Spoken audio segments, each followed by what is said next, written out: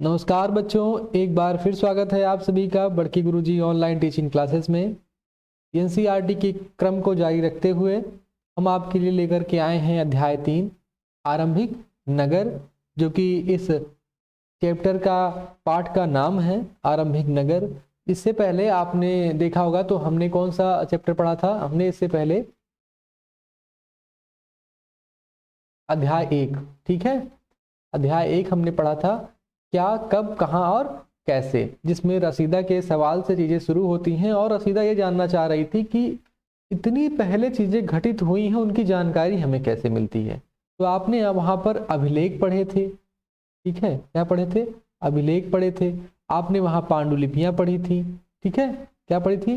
पांडुलिपि पढ़ी थी, जो कि काफी इंपॉर्टेंट था चैप्टर, हमने आपको पूरा समझाया भी। उसके बाद आप आगे बढ़े, आपने देखा कि हमने क्या पढ़ाई की?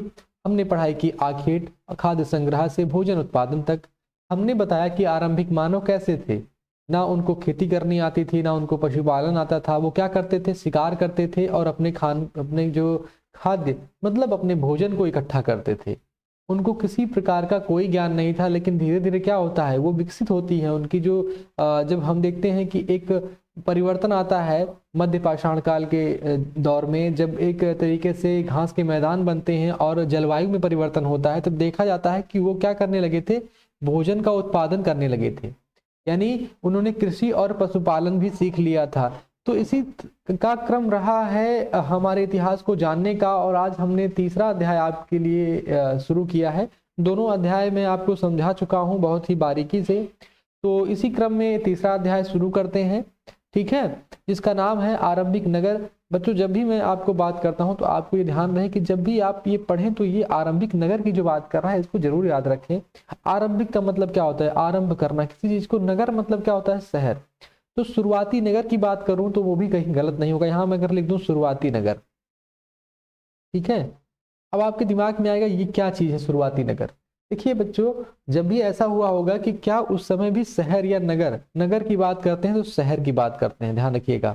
जब भी नगर की जिक्र आता है तो शहर का जिक्र आता है, वहां गांव का जिक्र नहीं आता। यहाँ ध्यान, आप ये बात अपने दिमाग से निकाल दीजिएगा कि अगर आप वहां गांव की धारणा लेकर आप चलेंगे तो आप उन चीजों को बहुत अच्छे से नहीं समझ सकते हैं। तो शहर की धारणा अपने दिमाग में आप लेकर चलिएगा कि जो नगर की बात कर रहा हूं शुरुआती नगरों की, शहरों की। तो ऐसा दिमाग में आपकी चीजें आनी चाहिए कि क्या शुरुआत में कोई नगर भी बसे थे? तो जी बिल्कुल बसे थे। उनका एक तरीके से पतन भी हुआ। पतन में कहूँ जैसे जैसे हम आज शहरों में रहते हैं, ऐसे शहर पहले भी बसे हुए थे और वो कहीं लुप्त हो गए। तो उन्हीं के बारे में यहाँ हम थोड़ी जानकारी लेंगे कि आखिर क्या हुआ था, कैसे हुआ था। ठीक है बच्चों, आगे बढ़े तो चलिए। यहाँ कहा जा रहा है इस हेडिंग में कि पुराने भवन का संरक्षण। पुराने भवन का संरक्षण का मतलब क्या होता है? देखिए, भवन का एक अर्थ होता है घर से भी होता है, ठीक है, और संरक्षण का अर्थ क्या होता है बच्चों? संरक्षण का अर्थ होता है किसी चीज को सुरक्षित रखना। क्या करना? सुरक्षित रखना, ठीक है। तो यहाँ पर किसी भवन या घर को सुरक्षित रखने की बात हो रही है। तो आइए पढ़ते हैं इसके बारे में क्या है। देखिए यहाँ दो फोटो बनी हुई है। जब भी एनसीईआरटी की किताबें होती हैं वो आपको एक एक कहानी के माध्यम से, किसी की सोच के माध्यम से बताने का प्रयास करती हैं कि आपको वैसे ही उस बुक में आगे बढ़ा जाए। किसी का सवाल, जैसे हमने पहले चैप्टर में क्या पढ़ा था?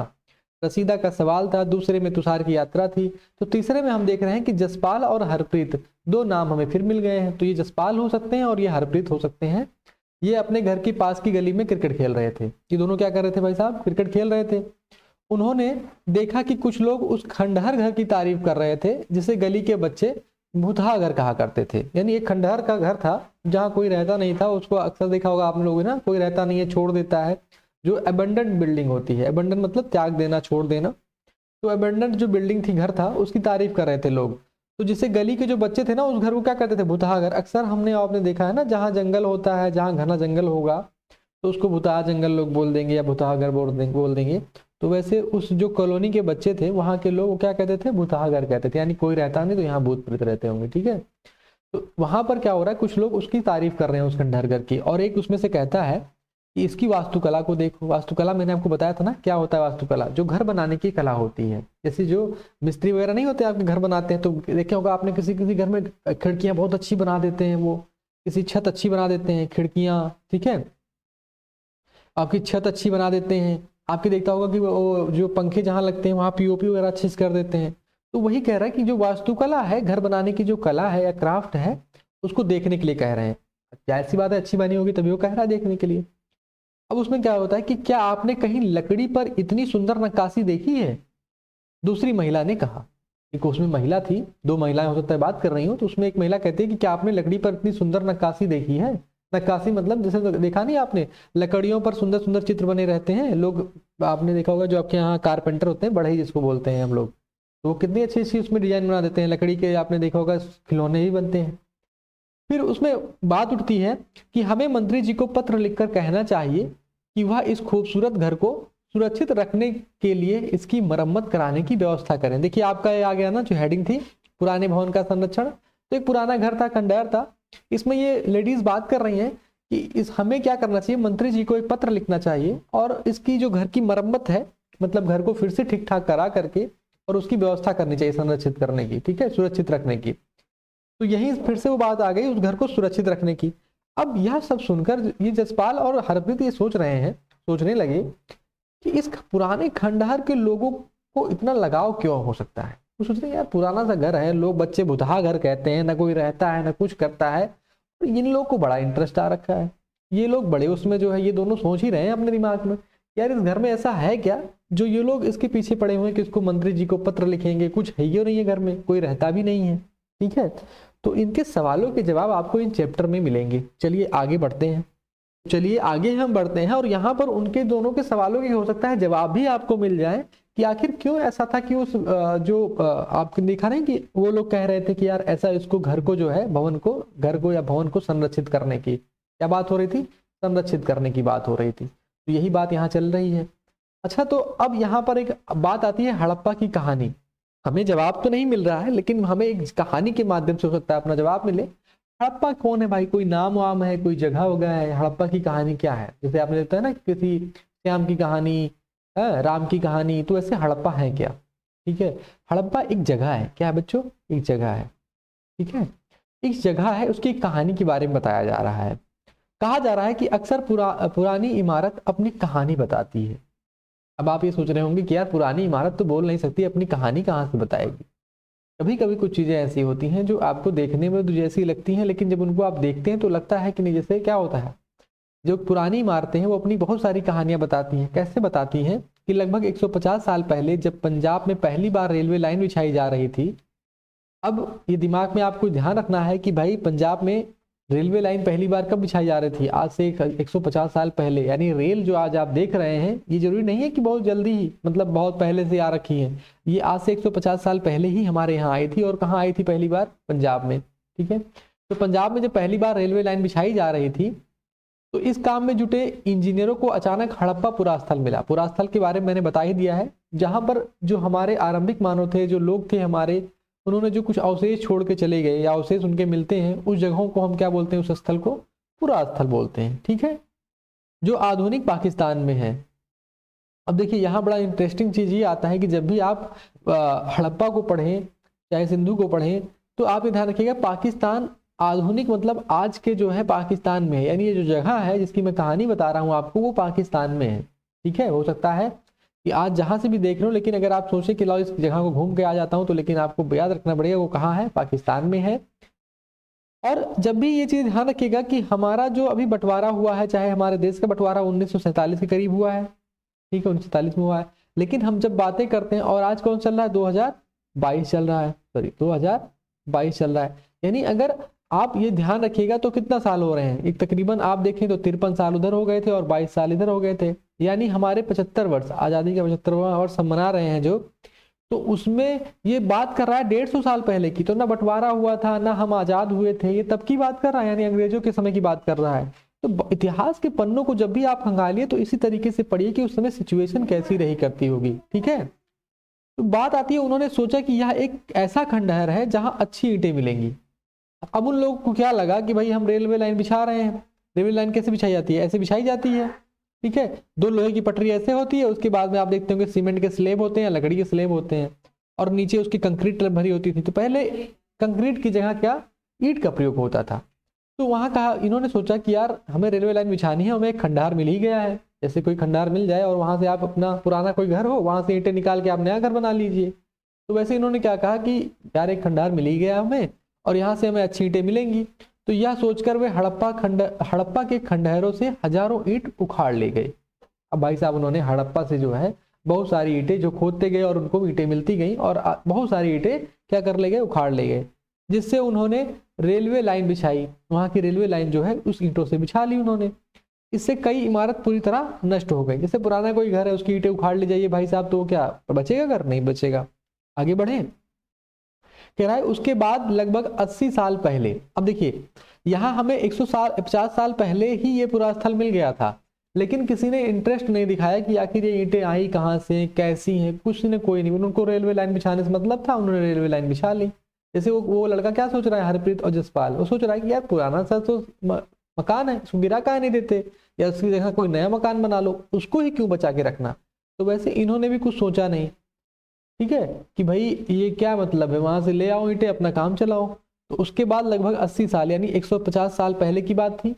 अब आ गया 80 साल पहले, यानी कि तकरीबन 70 साल का गैप हो गया ना। तो यहाँ से 70 साल तक किसी ने ध्यान नहीं दिया। फिर 80 साल पहले पुरातत्वविदों ने इस स्थल को ढूंढा। यानी पुरातत्वविद जो थे, जो पुरानी चीजों की जो खोज करते थे, जो उनका अध्ययन करते थे, उन्होंने क्या किया था, इस स्थल को ढूंढा, इस स्थल को खोजा उन्होंने, ठीक है। और तब पता चला कि यह खंडहर उपमहाद्वीप के सबसे पुराने शहरों में से एक है। अब भाई साहब एक बड़ा ही चौंकाने वाला खुलासा ये होता है कि जो उपमहाद्वीप है, हमारा भारतीय उपमहाद्वीप, उसके सबसे पुराने शहरों में से एक है। यानी उस समय एक शहर बसा हुआ था और सबसे पुराना शहर ही है, ठीक है। क्योंकि इस नगर की खोज सबसे पहले हुई थी, इसलिए बाद में मिलने वाली इस तरह की सभी पुरास्थलों में जो इमारतें और चीजें मिली, उन्हें हड़प्पा सभ्यता की इमारतें कहा गया। अब देखिए ये बड़ा इंटरेस्टिंग यहाँ पे चीजें आती है, थोड़ा समझाने के माध्यम से मैं इसको डिलीट कर दे रहा हूँ, ठीक है बच्चों। तो यहाँ पर एक बात निकल करके आती है कि जब भी हमने ये जो हमें पूरा हड़प्पा तो मिल गया, जो ईंटें जहाँ से मिली थी वो जगह तो मिल गई, लेकिन ऐसा नहीं था कि केवल हड़प्पा से हमें मिला, हमें बाकी जगहों से भी, बाकी स्थलों से भी हमें चीजें मिली हैं, एक ऐसी इमारतें मिली हैं, लेकिन उनका हमने नाम क्या दे दिया, क्योंकि पहले हड़प्पा की जगह से मिली है तो हमने क्या कह दिया, हड़प्पा के नगर कह दिया। लेकिन जो बाकी जगहों पे हमें अगर ऐसे ही नगर मिले तो हमने उसको किससे जोड़ दिया, हड़प्पा संस्कृति से जोड़ दिया, ठीक है। जैसे आज भी आप देखते होंगे गुजरात हो गया, राजस्थान हो गया, उनके लोगों का एक पहनावा है, एक खान पान है। तो अगर आप राजस्थान में कहीं जाएंगे, ठीक है यार, आप पंजाब में चले जाइए तो पंजाब के लोग आपने देखा होगा ना, पगड़ी पहनते हैं, या पंजाब में कहीं भी जाएंगे आप तो उनका एक खान पान आपको समझ में आएगा ना। तो अगर पंजाब में आप जाते हैं तो वहाँ क्या लगेगा आपको कि भाई उससे मिलता जुलता अगर खान पान कहीं और मिल गया तो भैया वो पंजाबी है, वो क्षेत्र क्या है, पंजाब का है, या वो पंजाबी है आदमी, पगड़ी पहने हैं तो कहीं भी मिल गया तो वो क्या सोचेंगे, वो पंजाबी है। तो वैसे उन्होंने क्या कर दिया कि हड़प्पा की चीजें जो मिलती जुलती चीजें हमें और भी कहीं मिली, तो उन्होंने बाद में मिलने वाली सभी तरह के पुरास्थलों में जो इमारतें मिली, जो चीजें मिली, उनको किसके नाम से जोड़ दिया, हड़प्पा सभ्यता की इमारतें कहा, ठीक है। यानी उन्होंने कहा ये हड़प्पा की हैं, ठीक है भाई साहब। और इन शहरों का निर्माण लगभग 4700 साल पहले हुआ था। ये बहुत इंपॉर्टेंट है, इसको हाईलाइट भी मैं कर दे रहा हूँ, ठीक है। इन शहरों का निर्माण लगभग 4700 साल पहले हुआ था।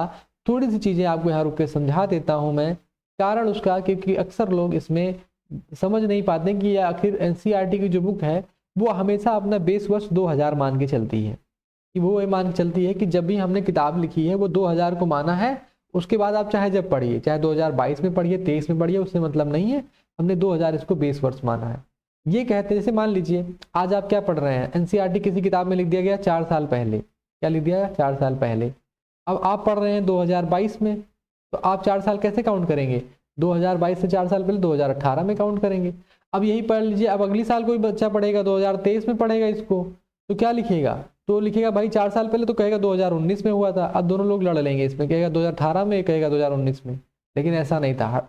तो एनसीईआरटी ने पहले भी कह दिया है आपको कि हम 2000 मानते हैं, यानी जब भी वो कहे 4 साल पहले तो आप 2000 से 4 साल पहले चले जाइए, जब भी कहे 5 साल पहले तो आप 2000 से ही 5 साल पहले जाइए, ठीक है बच्चों, ये ध्यान रखिएगा अपने दिमाग में, नहीं तो आप इसमें काफी डाटा को लेके कंफ्यूज हो जाएंगे। तो इन्होंने कहा भैया 4700 साल पहले जो है क्या हुआ था, इन शहरों का निर्माण हुआ था। बहुत ही बड़ा चौंकाने वाला यहाँ खुलासा हुआ कि 4700 साल, आप इमेजिन कर सकते हैं 1-2 साल नहीं, लगभग 4,500 साल पहले, यानी 4,700 साल पहले इन इमारतों का निर्माण हुआ था। अब आप ये सोचेंगे यार इन इमारतों का निर्माण हुआ था 4,500 इतने साल पहले, तो इन्होंने पता कैसे लगाया होगा? तो एक कार्बन 14 की विधि आती है, ठीक है, जिससे आप किसी भी चीज की आयु ज्ञात कर सकते हैं। जैसे आपके पास एक पेन है मान लीजिए, या आपका जो घर है वो आप कार्बन 14 के जरिए एक लगभग एग्जैक्ट तो नहीं बता सकते, लेकिन लगभग बता सकते हैं कि 10 साल 15 साल पहले कब ये घर बना हुआ था। तो उस तरीके की पद्धति है, आप आगे पढ़ेंगे बच्चों, ठीक है। तो ज्यादा मैं इस पे चर्चा नहीं कर रहा हूं, मैं आगे बढ़ूं, हो सकता है आपको समझ में आ गया हो चीजें, ठीक है। चलिए यहाँ पे कहा जा रहा है, प्रायः अधिकतर तौर पे कहा जा रहा है कि पुरानी इमारतों को तोड़कर उनकी जगह नए भवन बनाए जाते हैं। आपने क्या देखा होगा, जब भी घर पुराना हो जाता है या कोई चीज आपकी गांव में आसपास, या कोई घर कच्चे घर हैं गिर गए या पुराने हो गए, तो क्या करते हैं आप वहां पर नए घर बनाते हैं, ठीक है। अब यहाँ एक सवाल कहता है कि क्या आ गया, मतलब एक सवाल की ही चीजें आ गई, क्या तुम्हें लगता है कि पुरानी इमारतों को सुरक्षित रखना चाहिए? देखिए ये सबसे इम्पोर्टेंट, यहाँ आपको मैं हाईलाइट कर दे रहा हूँ। ये बड़ा ही इम्पोर्टेंट इसलिए है क्योंकि अक्सर इंटरव्यू में ये पूछ लिया जाता है। अगर आप कहीं बड़े एग्जाम की तैयारी अभी से कर रहे हैं बच्चों, तो ये चीजें बड़ी ही इंपॉर्टेंट होती हैं आपसे, क्योंकि जब भी मान लीजिए आपने देखा हो ना वाइवा होता है पेपर में, ठीक है। आप सोचेंगे इतिहास का कौन सा वाइवा होता है, हमने फिजिक्स केमिस्ट्री मैथ का सुना हुआ होगा, ठीक है, वाइवा होता है। तो ये जब आप बड़े बड़े एग्जाम्स में जाएंगे बच्चों ना, आगे चल के आईएएस बनना है आपको, पीसीएस बनना है, किसी बड़े ही मतलब उच्च पद पर आपको नौकरी देनी है, तो जो आपका इंटरव्यू होगा ना आपका, तो इंटरव्यू होगा, तो इंटरव्यू में ऐसे ही पूछ लेगा क्वेश्चन आपसे, कि पूछेगा आपसे कि क्या आप तुम्हें लगता है कि पुरानी इमारतों को सुरक्षित रखना चाहिए, ठीक है। तो अब देखिए मैं यहाँ थोड़ी चीज बता दूं आपको, जैसे अगर इमारतों की बात होती है, इमारत, ठीक है, इमारत का मतलब क्या होता है, घर होता है। ये कह रहा है कि क्या तुम्हें लगता है कि पुराने घर को सुरक्षित रखना चाहिए, संरक्षित करना, इसको संरक्षित करना चाहिए, पुराने घर को संरक्षित, या पुराने भवन कह सकते हैं यहाँ पे, पुराने भवन को संरक्षित रखना चाहिए, ठीक है। चलिए तो अब यहाँ पर एक क्वेश्चन मार्क लग जाएगा, आपको आंसर देना पड़ेगा कि क्या, तो आपका आंसर आएगा हाँ हमें रखना चाहिए, हाँ रखना चाहिए, ठीक है। क्यों रखना चाहिए, अब ये भी क्वेश्चन आ गया ना, वो पूछेगा, फिर एग्जामिनर पूछेगा आपसे क्यों, बताइए हमें क्यों। जैसे वहां क्वेश्चन पूछा गया ना, जैसे यहाँ पे देखिए क्या क्या कह रहा है, यहाँ पे कह रहा है कि क्या तुम्हें लगता है, तो आप कहेंगे हाँ, तो पूछेगा क्यों, आप क्या पूछेगा, क्यों, बताइए भाई साहब। तो आप जब क्यों का जवाब देंगे तो आप लिखेंगे जी रखना चाहिए, क्यों, क्योंकि पहला कारण ये है कि इससे हमें अपने अतीत के बारे में जानकारी मिलती है, क्योंकि हम पढ़ भी क्या रहे हैं, अपना अतीत पढ़ रहे हैं, अतीत या इतिहास की जानकारी मिलती है, क्या मिलती है, इतिहास की जानकारी मिलती है हमको, ठीक है। जैसे आज आपने उस इमारत को देख के बहुत सारे आपके दिमाग में सवाल आए, वैसे हो सकता है आने वाली पीढ़ी या आने वाले जो बच्चे होंगे उनके दिमाग में बहुत सारे सवाल आएंगे, वो भी अपने इतिहास को जान सकते हैं इसके माध्यम से, नहीं तो क्या होगा, वो अपने इतिहास से अनभिज्ञ रह जाएंगे या अनजान रह जाएंगे। दूसरा, इससे क्या है, एक पर्यटन स्थल बनेगा, ठीक है, पर्यटन स्थल बनेगा। जैसे आप भी आज देखते हैं ना, जैसे झांसी की रानी है, उनका किला है, ठीक है, बहुत सारे ऐसे राजा महाराजा हैं, आप ताजमहल देखने जाते हैं, बहुत सारे बच्चों ने देखा होगा, ताजमहल देखा होगा। तो ताजमहल ये सब क्या है, हमारी पुरानी इमारतें ही तो हैं। वहां से क्या होता है, देश विदेश से लोग आते हैं, एक पर्यटन स्थल मतलब देखने का स्थल बनता है, और वहाँ के जो लोग होते हैं आसपास के, वहाँ क्या मिलता है, उनको रोजगार मिलता है। रोजगार मतलब क्या, जैसे वहाँ पर जो लोग, कुछ लोग होते हैं ना फोटो खींचते हैं, कुछ लोग वहाँ पर आपको कुछ खाने पीने के सामान बेचते हैं, या कुछ लोग वहाँ की जो लोकल वस्तुएं होते हैं बेचते हैं। तो वो क्या होता है, जब वहाँ के लोग खरीदेंगे तो उनकी इनकम बढ़ेगी, पैसे आएंगे उनके घर में, तो एक तरीके का रोजगार बढ़ता है बच्चों, ठीक है। तीसरा क्या कारण हो सकता है भाई साहब, तो तीसरा कारण आपका हो सकता है कि भाई वहाँ की जो हमें उस समय वास्तुकला, जो वास्तुकला थी, ठीक है, वास्तुकला, या हम क्या लिख सकते हैं, यहाँ पर हम लिख सकते हैं वास्तुकला को भवन निर्माण कला, क्या लिख सकते हैं, भवन निर्माण कला। यानी भाई साहब वो लोग कैसे अपना घर बनाते थे, ठीक है, घर में कैसी कैसी डिजाइनें बनाते थे, कैसी कैसी चीजों का यूज करते थे, तो हम उनसे क्या भवन निर्माण कला सीख सकते हैं या जान सकते हैं। तो ये तो मैंने 3 कारण मेन आपको बता दिए हैं कि भाई अगर आपसे पूछता है एग्जामिनर इंटरव्यूअर में कि भाई क्या तुम्हें लगता है कि पुरानी इमारतों को सुरक्षित रखना चाहिए, तो कहेंगे जी सर बिल्कुल रखना चाहिए। क्योंकि क्यों रखना चाहिए, क्योंकि अतीत की जानकारी, पर्यटन स्थल हो सकता है वो, और वास्तुकला की हमें जानकारी मिल सकती है, यानी भवन निर्माण कला की हमें जानकारी मिल सकती है, ठीक है। तो ये सारी चीजें बच्चों आप अपने दिमाग में जरूर रखिएगा, और इन्हीं चीजों को आपको पूछा भी जा सकता है कभी भी इंटरव्यू में, ठीक है। इनसे आपका क्या होता है, एक आईक्यू लेवल बढ़ता है, ठीक है। चलिए आगे बढ़ते हैं कि इन नगरों की विशेषता क्या थी। जैसे ये जो नगर थे, जो शहर थे, जो हमें हड़प्पा मिला है, इनकी क्या विशेषता थी, ठीक है, इसके बारे में यहाँ पर पूछा जा रहा है। जैसे आप भी अपने जो शहर या जो नगर में रहते हो, कुछ उनकी विशेषता रही होगी। जैसे आप मान लीजिए आज के जो शहर हैं, दिल्ली है, मुंबई है, ठीक है, तो वहाँ की कुछ विशेषताएं हैं ना। जैसे आपने देखा होगा दिल्ली में बड़े बड़ी रोडें हैं, चौड़ी रोडें हैं, ठीक है, बड़े बड़े भवन बने हुए, मकान बने हुए हैं। तो वैसे पूछ रहा है कि जो उस समय के नगर थे वो क्या विशेषताएं थी उनकी, या उनकी क्या कुछ क्वालिटी थी या नहीं थी, उसके बारे में थोड़ी बात कर लेते हैं। तो कह रहा है इन नगरों में से कई को 2 या उससे ज्यादा हिस्सों में विभाजित किया गया था, ठीक है। अब देखिए यहाँ पर चीजों को पकड़िएगा, थोड़ा सा हाईलाइट भी कराऊंगा। अगर नोट्स बना रहे होंगे तो उसमें जो जो मैं चीज हाईलाइट कर रहा हूँ वो थोड़ा इंपॉर्टेंट है आपके लिए, ठीक है, और समझिएगा ज्यादातर पर, ठीक है। नोट्स इसीलिए बनाने को मैं कहता हूँ ताकि आपका जो रिवीजन हो वो जल्दी हो जाए, क्योंकि ये जो वीडियो बनती है काफी लंबी बनती है, ठीक है, समझाने की दृष्टि से। लेकिन जब रिवीजन करेंगे तो आप इतना समय रिवीजन के लिए देना मेरे ख्याल से न्यायोचित नहीं होता, जस्टिफाइड नहीं होता है, ठीक है बच्चों। आगे बढ़ते हैं। तो कह रहे हैं कि जो नगर थे उस समय के बच्चों, वो क्या थे, वो आपके 2 या 2 से अधिक नगरों में विभाजित थे, ठीक है। मतलब ये कह रहे हैं कि भाई साहब जो नगर थे उस समय वो ऐसे बने हुए थे, या तो एक मतलब 2 ऐसे ऐसे मान लीजिए यहाँ पर 2 गांव टाइप बने हुए थे, एक तरीके समझ लीजिए कि यहाँ छोटा एक हिस्सा यहाँ बना हुआ था और एक हिस्सा यहाँ बना हुआ था, ठीक है। हो सकता है 3 में विभाजित हो, ठीक है। तो लगभग लगभग जो हमें शहर मिले वहां पर वो क्या थे, वो 1, 2 या 3 हिस्सों में विभाजित थे। ऐसे छोटे छोटे टीले नगर टाइप या निवासी टाइप जो भी थे, गांव टाइप मान लीजिए, इस टाइप से बने हुए थे, ठीक है।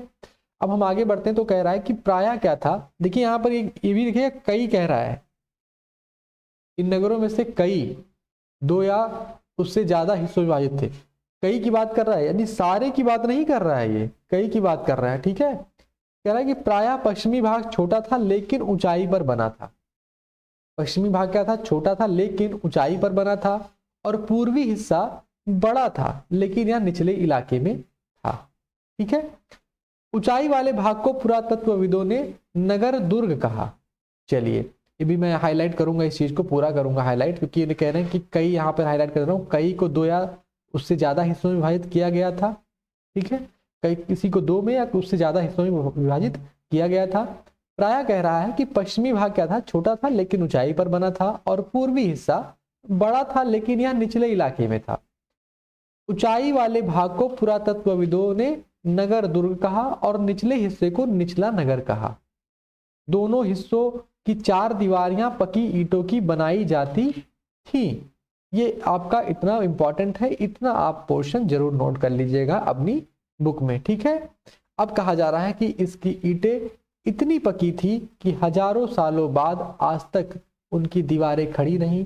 दीवार बनाने के लिए ईंटों की चिनाई इस तरह की जाती थी जिससे दीवारें खूब मजबूत रहें, ठीक है। चलिए थोड़ी सी इसको मैं जितना ही मैंने पढ़ाई की है, जो हमने जाना है वो पढ़ लेते। कह रहा है कि भाई साहब कुछ हमें 2 में मिले हैं, कुछ हो सकता है 3 भी हो गए हों, ऐसा हो सकता है, ठीक है। अब हम मान लेते इन्होंने क्या माना है कि लगभग लगभग अधिकतर हमें क्या मिला है, 2 ही हिस्से मिले हैं, ठीक है। एक ऐसा हिस्सा मिला है और एक ऐसा हिस्सा मिला है। इसको माना गया क्या हिस्सा, ये माना गया पूर्वी हिस्सा। क्या माना गया, पूर्वी। और ये क्या माना गया, पश्चिमी।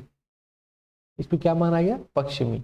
ये बच्चों ये कह रहे हैं कि जो ये पश्चिमी हिस्सा था ये छोटा था, ये कैसा था, छोटा था, लेकिन ये ऊंचाई पर बना था। क्या बना था, ऊंचाई पर बना था। तो जो पुरातत्वविद थे इन्होंने क्या कहा इसको, देखिए यहाँ पर इन्होंने, मैंने आपको लिखा है ना, जो पुरातत्वविद थे उसको नगर दुर्ग कहा है। इसका नाम क्या दिया उन्होंने, नगर दुर्ग कहा। क्या कहा, नगर दुर्ग। दुर्ग का मतलब तो ऊंचाई पर कोई चीज बनी हो, नगर मतलब शहर का जो दुर्ग होता है। अब इसकी पूर्वी हिस्से की बात करते हैं, तो पूर्वी हिस्सा क्या था, वो ऊंचा, वो जो था बड़ा था, वो क्या था, बड़ा था, ठीक है।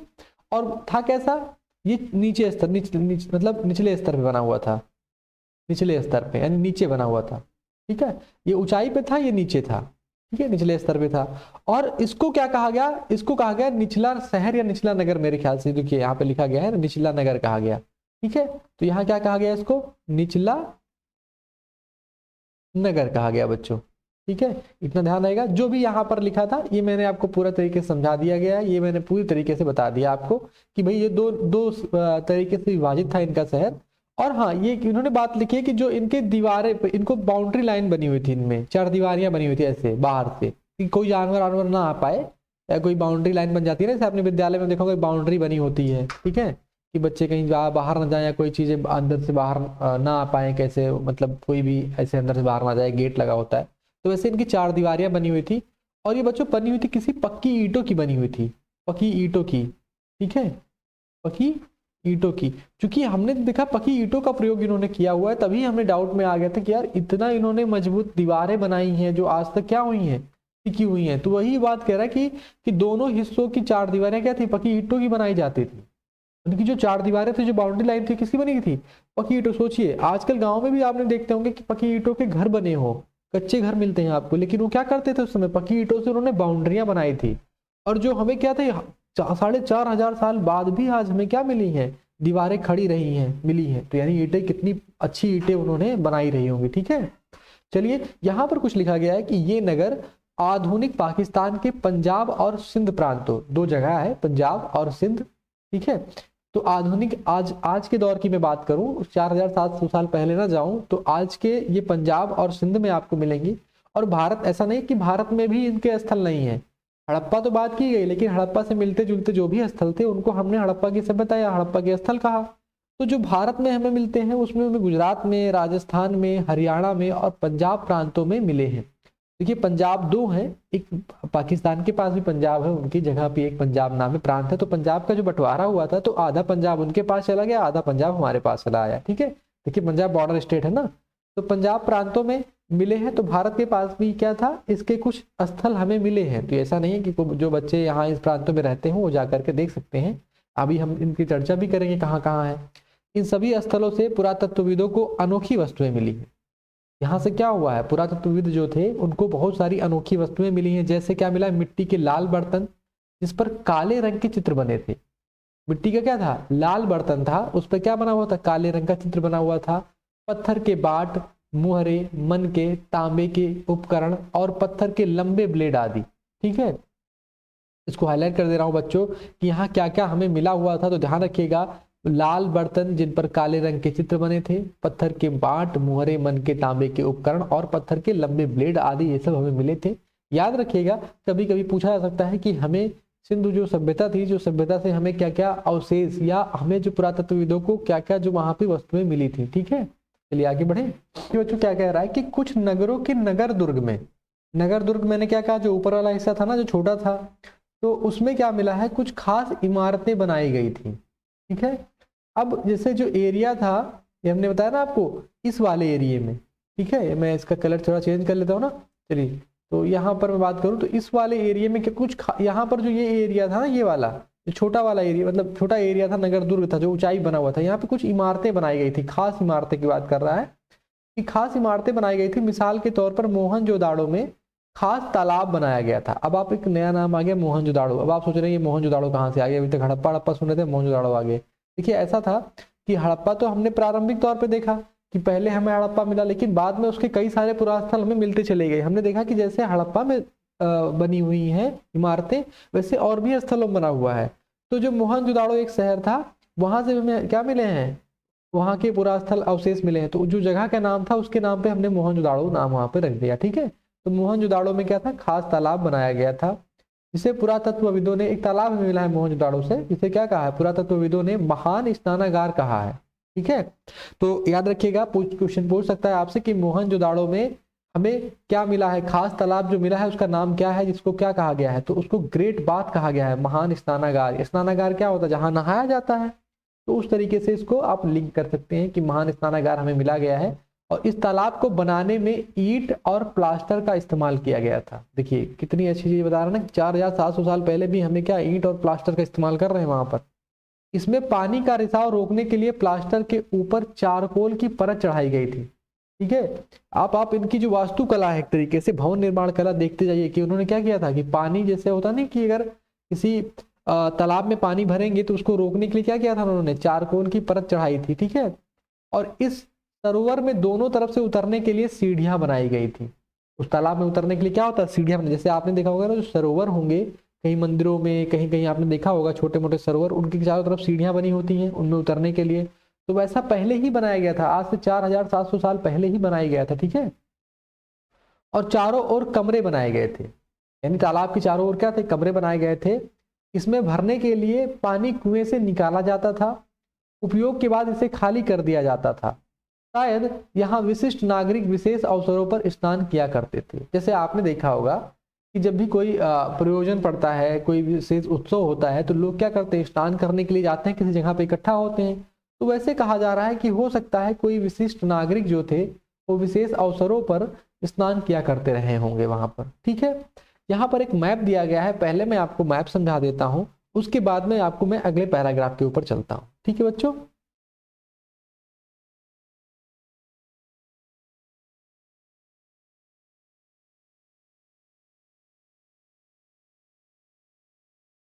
तो यहाँ पर देखिए बच्चों, ये है मानचित्र 3 उपमहाद्वीप के आरंभिक नगर। उपमहाद्वीप हम इसको क्यों कहते हैं, हमने आपको बता ही दिया है 3 तरीके से। ये हमारा एक तरीके से क्या है, प्राकृतिक रूप से घिरा हुआ है, और एक ऐसा क्षेत्र है जो किसी प्राकृतिक रूप से घिरा होने, जैसे 3 तरीके से हम किससे घिरे हुए हैं, पानी से घिरे हुए हैं। आप जब भारत का मैप देखेंगे, देखिए अरब सागर है यहाँ पर, ठीक है, यहाँ क्या है, अरब सागर है। और जहाँ श्रीलंका का आपने देखा होगा एरिया, ठीक है, बंगाल की खाड़ी की तरफ से उधर से, ठीक है, तो हम बंगाल की खाड़ी से लेकर के यहाँ अरब सागर तक क्या है, नीचे से पूरा घिरे हुए हैं। तो आप देखेंगे कि हम एक उपमहाद्वीप की मतलब द्वीप क्या होता है, जो चारों तरफ से पानी से घिरा हो। हम क्या है, 3 तरफ से तो पानी से घिरे हुए, एक तरफ हिमालय की श्रेणी से घिरे हुए हैं।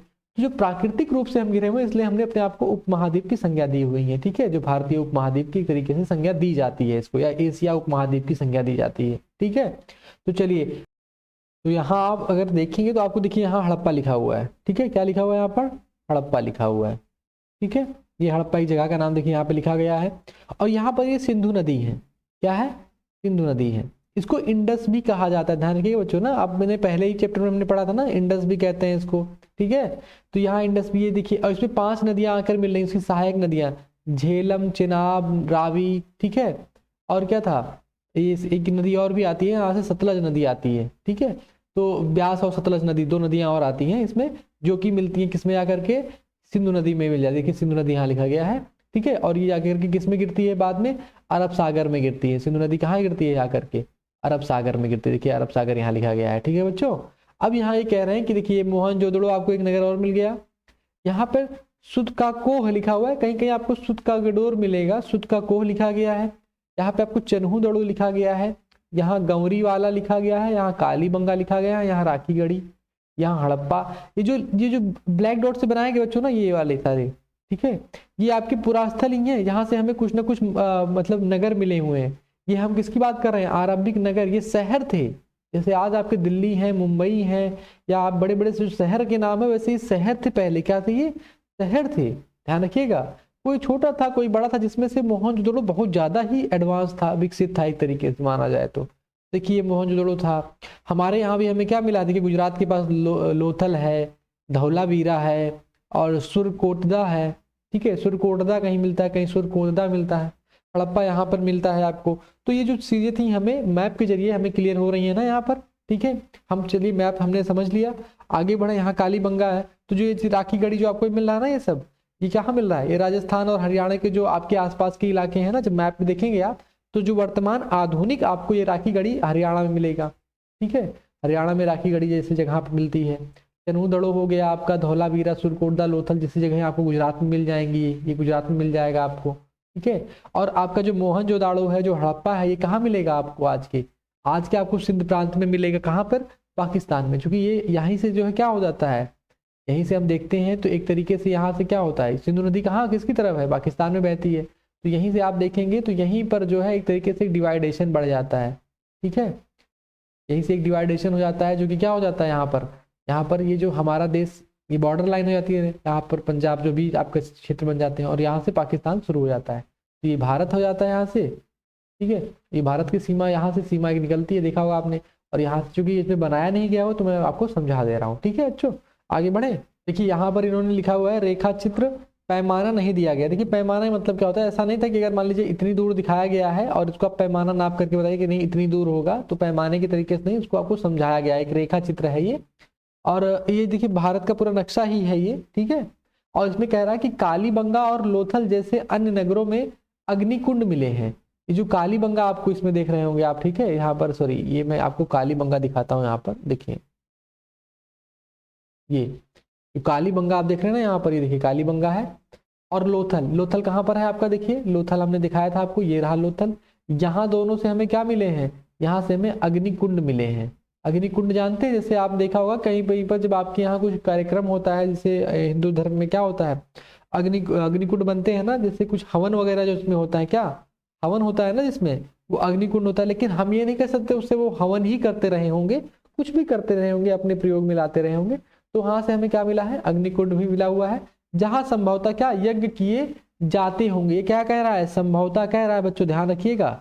ये भी कंफर्म नहीं है कि वहां क्या किए जाते रहे होंगे, क्योंकि हमें अग्निकुंड मिले हैं, राखी के साक्ष्य मिले हैं, तो इसलिए हमने क्या कह दिया, वहां से हमें हो सकता है वहां पर यज्ञ किए जाते रहे हों। हड़प्पा, मोहनजोदाड़ो और लोथल जैसे कुछ नगरों में बड़े बड़े भंडार गृह मिले हैं।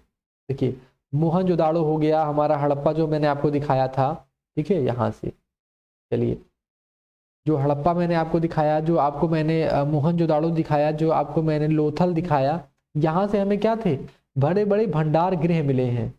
भंडार गृह की बात करेंगे, जैसे आज आप देखते होंगे सरकार के एफसीआई के गोदाम होते हैं, गोदाम एक तरीके से क्या मान लो उसको, गोदाम मान लेता हूँ चलो, जहां पर आपको सामान स्टोर किया जाता है, रखा जाता है, ठीक है। तो उनके भंडार गृह मिले कि हमें उस सामान को रखना था, यानी वो लोग खेती बाड़ी तो करते ही रहे होंगे, तो अपने सामान को, या आप कोई व्यापार करते रहे होंगे तो अपने सामान को क्या करते होंगे, कहीं ना कहीं तो रखते होंगे। तो उसके लिए हमें क्या मिलने हैं, बड़े बड़े भंडार गृह मिले हुए हैं, ठीक है।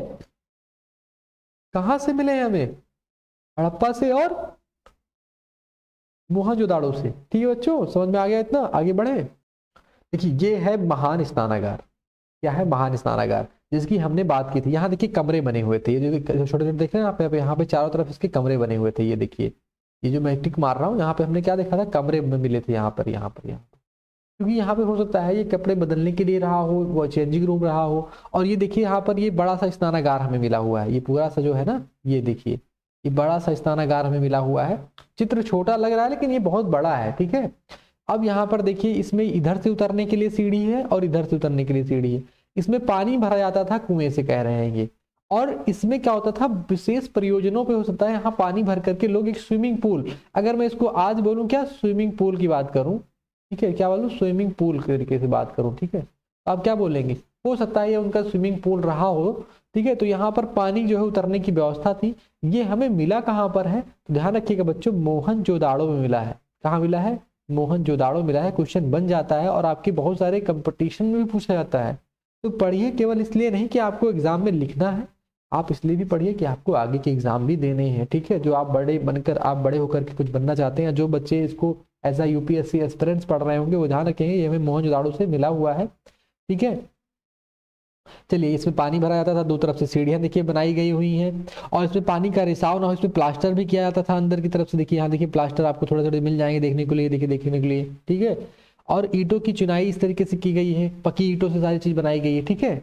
आगे बढ़े, हमने देख लिया ना महान स्नानागार के बारे में। अब बात कर रहा है भवन, नाले और सड़कें। भवन का मतलब क्या था, घर कैसे बने हुए थे, नाले कैसे थे और सड़कें कैसी थी, जैसे आज आपके यहाँ कैसी हैं। अब हम उस समय की बात कर रहे हैं कि उस समय भी क्या भवन कैसे थे, नाले कैसी थी और सड़कें कैसी थी। तो इन नगरों में घर आमतौर पर 1 या 2 मंजिले होते थे। आमतौर पर क्या थे, 1 मंजिला भी था और 2 मंजिला भी था, ठीक है। बात शब्दों को पकड़ते रहिएगा, यानी किसी ने कह दिया क्या 2 मंजिले होते थे घर, 1 मंजिला होते थे, 1 और 2 मंजिला दोनों होते थे, तो क्या बोलेंगे हम, 1 मंजिला और 2 मंजिला दोनों होते थे, ठीक है बच्चों। इसी तरीके से पढ़ना है। घर के आंगन के चारों ओर कमरे बनाए जाते थे, यानी आंगन रहेगा, आंगन के चारों ओर क्या होते थे, कमरे होते थे। अधिकांश घरों में एक अलग स्नानागार होता था, यानी घर में क्या होता था, एक बाथरूम भी होता था। इनका मतलब क्या है, स्नान घर का मतलब क्या होता है, बाथरूम, ठीक है। और कुछ घरों में कुएं भी होते थे। घरों में क्या होता था, कुआं होता था। उस समय ऐसी व्यवस्था नहीं थी कि नल जैसी व्यवस्था थी, लोग कुएं से ही अपना पानी का काम चलाते थे, ठीक है। पहले क्या होते थे, कुएं, आपने भी देखा होगा, अपने गांव में भी कुएं रहे होंगे। तो अगर आप सोचिए कि अगर पानी के लिए नल ही रहता था पहले, तो कुएं क्यों खोदते वो लोग, कुएं खोदने में बहुत मेहनत लगती है ना, कितने गहरे होते हैं कुएं, आपने देखे होंगे। तो पहले क्या था, नल जैसी व्यवस्था नहीं थी, इसलिए पानी के लिए किसका प्रयोग करते थे लोग, कुएं का प्रयोग करते थे, और कुएं का पानी पीते भी थे वो लोग, ठीक है, ध्यान रखिएगा। तो कुछ घरों में क्या मिले हैं, हमें कुएं भी मिले थे, ठीक है, कुछ घरों में, देखिए, ठीक है, सब घरों में नहीं, कुछ घरों में बात कर रहा है। कई नगरों में ढके हुए नाले थे। देखिए कितनी अच्छी बात यहाँ निकल कर आई है कि ढके हुए नाले थे, नाले खुले नहीं थे। नाले कैसे थे, ढके हुए थे। ठीक है, ये सारी बात लाइन टू लाइन पकड़िएगा, क्योंकि जब भी एग्जाम, बड़े एग्जाम्स होते हैं ना, उसमें पूछ लेता है क्वेश्चन में कि नाले कैसे थे, ढके हुए थे, नहीं ढके हुए थे, या कुछ खुले थे कुछ ढके थे। तो कह रहा है कई नगरों में कुछ कुछ नगर हमें ऐसे मिले जिसमें हमें ढके हुए नाले थे। इन्हें सावधानी से सीधी लाइन में बनाया जाता था। नाले कैसे थे? सीधी लाइन में थे। हर नाली में हल्की ढलान होती थी ताकि पानी आसानी से बह सके। अक्सर घरों की नालियां उस सड़कों की नालियों से जोड़ दिया जाता था। यानी जो घर की नाली होगी, जैसे घर बने हैं छोटे छोटे, मान लीजिए यहाँ मान लीजिए छोटे छोटे घर बने हैं, ठीक है, इनकी नाली निकल करके बाहर आई, इनकी नाली निकल के बाहर आई, इनकी नाली निकल के बाहर आई इस घर की, और सबको एक बड़ी सी सड़क के पास में जोड़ दिया गया और जाकर के कहीं तालाब में किसी जगह पे गिर गई वो नाली। तो इस तरीके से वहां व्यवस्था बनाई गई थी, जो कि काफी अच्छी व्यवस्था थी। ठीक है, जो बाद में बड़े नालों में मिल जाती थी। नालों के ढके होने के कारण इसमें जगह जगह पर मेन होल बनाए जाते थे। मेन होल का मतलब क्या होता था? मैन का मतलब क्या होता है? आदमी। होल का मतलब क्या होता है? बड़ा, मतलब जिसे आप एक छिद्र टाइप होता है ना, तो मैन होल का मतलब होता है किसी, ऐसे आपने देखा होगा ना सड़कों पर छोटे छोटे ऐसे स्लैब टाइप रखे रहते हैं, उसको बोलते हैं हम मैन होल। ऐसे नाली के पास में ना एक छोटा सा, ऐसा नाली पूरी ढकी हुई है लेकिन एक छोटा सा ऐसा एक रखा हुआ होता था उसके ऊपर ढकने के लिए उसको, जहां पर वो उसको आप निकाल सकते हैं, खोल सकते हैं, देख सकते हैं अंदर में कुछ गंदगी है क्या है। तो उसको क्या होता था कि उससे क्या होता था, इनके जरिए इनकी देखभाल और सफाई की जा सके। अगर सारी नाली पैक कर देंगे और अंदर कुछ फंस गया, पानी नहीं बाहर जा रहा है, तो उसकी सफाई कैसे करेंगे नाली की? तो इसलिए क्या बनाए जाते थे? मेन होल बनाए जाते थे। ठीक है, घर, नाले और सड़कों का निर्माण योजनाबद्ध तरीके से एक साथ ही किया जाता था। अब देखिए यहाँ पर सबसे बड़ी बात यह निकल करके आती है, जो घर था, ठीक है, और जो नाली थी, और जो क्या था आपका घर, नाली और सड़क, ये जो पूरी चीजें थी ये बहुत ही योजनाबद्ध तरीके से, यानी कि अगर आप बात करिए तो शहरों में आजकल कैसी चीजें बनती हैं, आते हैं घर बनवाने के लिए, तो आपको पहले क्या बनाना पड़ता है? मैप बनवाना पड़ता है ना एक। ठीक है, घर का एक मैप बनवाना पड़ता है, एक डिजाइन करवाते हैं, आज भी आर्किटेक्ट होते हैं। तो वैसे वो लोग क्या करते थे, घर और नाली और सड़क तीनों क्या बनती थी? एक साथ ही बनती थी, मतलब एक क्रमबद्ध तरीके से बनाई जाती थी, कि योजनाबद्ध तरीके से एक साथ किया जाता था, कि ताकि जो मतलब वहां का पानी भी निकल सके और शहरों का जो पानी वो अंदर रुके ना। घर से जो नालियां निकले वो जाकर के किसमें मिल जाए? बड़ी नाली में मिल जाए। ऐसा नहीं था कि कहीं भी अपना आप घर बना लीजिए। ठीक है, तो क्या मतलब एक योजनाबद्ध, एक प्लानिंग की तरीके से बना हुआ था वो। ठीक है, तो आप समझ सकते हैं कि आज के 4,500 मतलब 4,700 पहले भी लोग क्या करते थे? बहुत ही योजनाबद्ध तरीके से काम करते थे, निर्माण करते थे अपने। ठीक है, तो इसलिए हमने उसको शहर नगर की संज्ञा दी है। आगे बढ़े कि बच्चों यहाँ पर कह रहा है, यहाँ पर वर्णित घरों और पिछले अध्याय में वर्णित घरों में तुम्हें क्या अंतर दिखाई देता है? कोई दो अंतर बताओ। ठीक है, जैसे यहाँ पर जो घर बने हुए हैं और जो पिछले कह रहा है कि जो पिछले अध्याय में आपने घर पढ़े होंगे, कि जो पिछले अध्याय में आपने देखा नहीं होगा कि जो पिछले अध्याय में घर बने हुए थे, चाहे जैसे आपने किसका देखा, जो आरंभिक मानव थे, ठीक है, पुरापाषाण काल के तहत जो बने हुए थे, उसमें कोई अंतर आपको मिल रहा है? पिछले अध्याय में क्या देखा आपने? जो आखेटक थे वो क्या करते थे? उनके पास कोई घर हुआ करते थे। वो कहाँ रहते थे? वो रहते थे गुफाओं में। कहाँ रहते थे? जो आरंभिक मानव थे वो गुफाओं में रहते थे भाई साहब। ठीक है, और यहाँ पर क्या कर रहे हैं, एक तरीके से बकायदा पकी ईंटों के घर बने हुए हैं। तो वो जो घर थे वो क्या थे? एक तो पहली चीज वो गुफाओं में रहते थे, और वो कृत्रिम घर, वो प्राकृतिक घर थे। क्या थे? प्राकृतिक थे, सॉरी, प्राकृतिक थे। प्राकृतिक, प्राकृतिक का मतलब होता है जिसे प्रकृति निर्माण करती है। गुफाओं का निर्माण क्या होता है? प्रकृति निर्माण होता है। लेकिन जब घर का निर्माण होता है तो वो क्या करते हैं हम लोग? खुद से निर्माण करते हैं ना अपना घर। तो यहाँ पर उन्होंने देखिए किस तरीके से अपना घर इन्होंने खुद बनाया है। देखिए ईंट के ऊपर ईंटें जोड़ी हैं, देखिए ईंट के ऊपर ईंट को फंसाया गया है ना एक तरीके से। देखिए तो ये जो बनाया गया है, इन्होंने जो बनाया है, तो कितना ही मतलब बेहतरीन यहाँ पर आपको उसका नमूना मिलता है कारीगरी का, वास्तुकला का, भवन निर्माण कला का।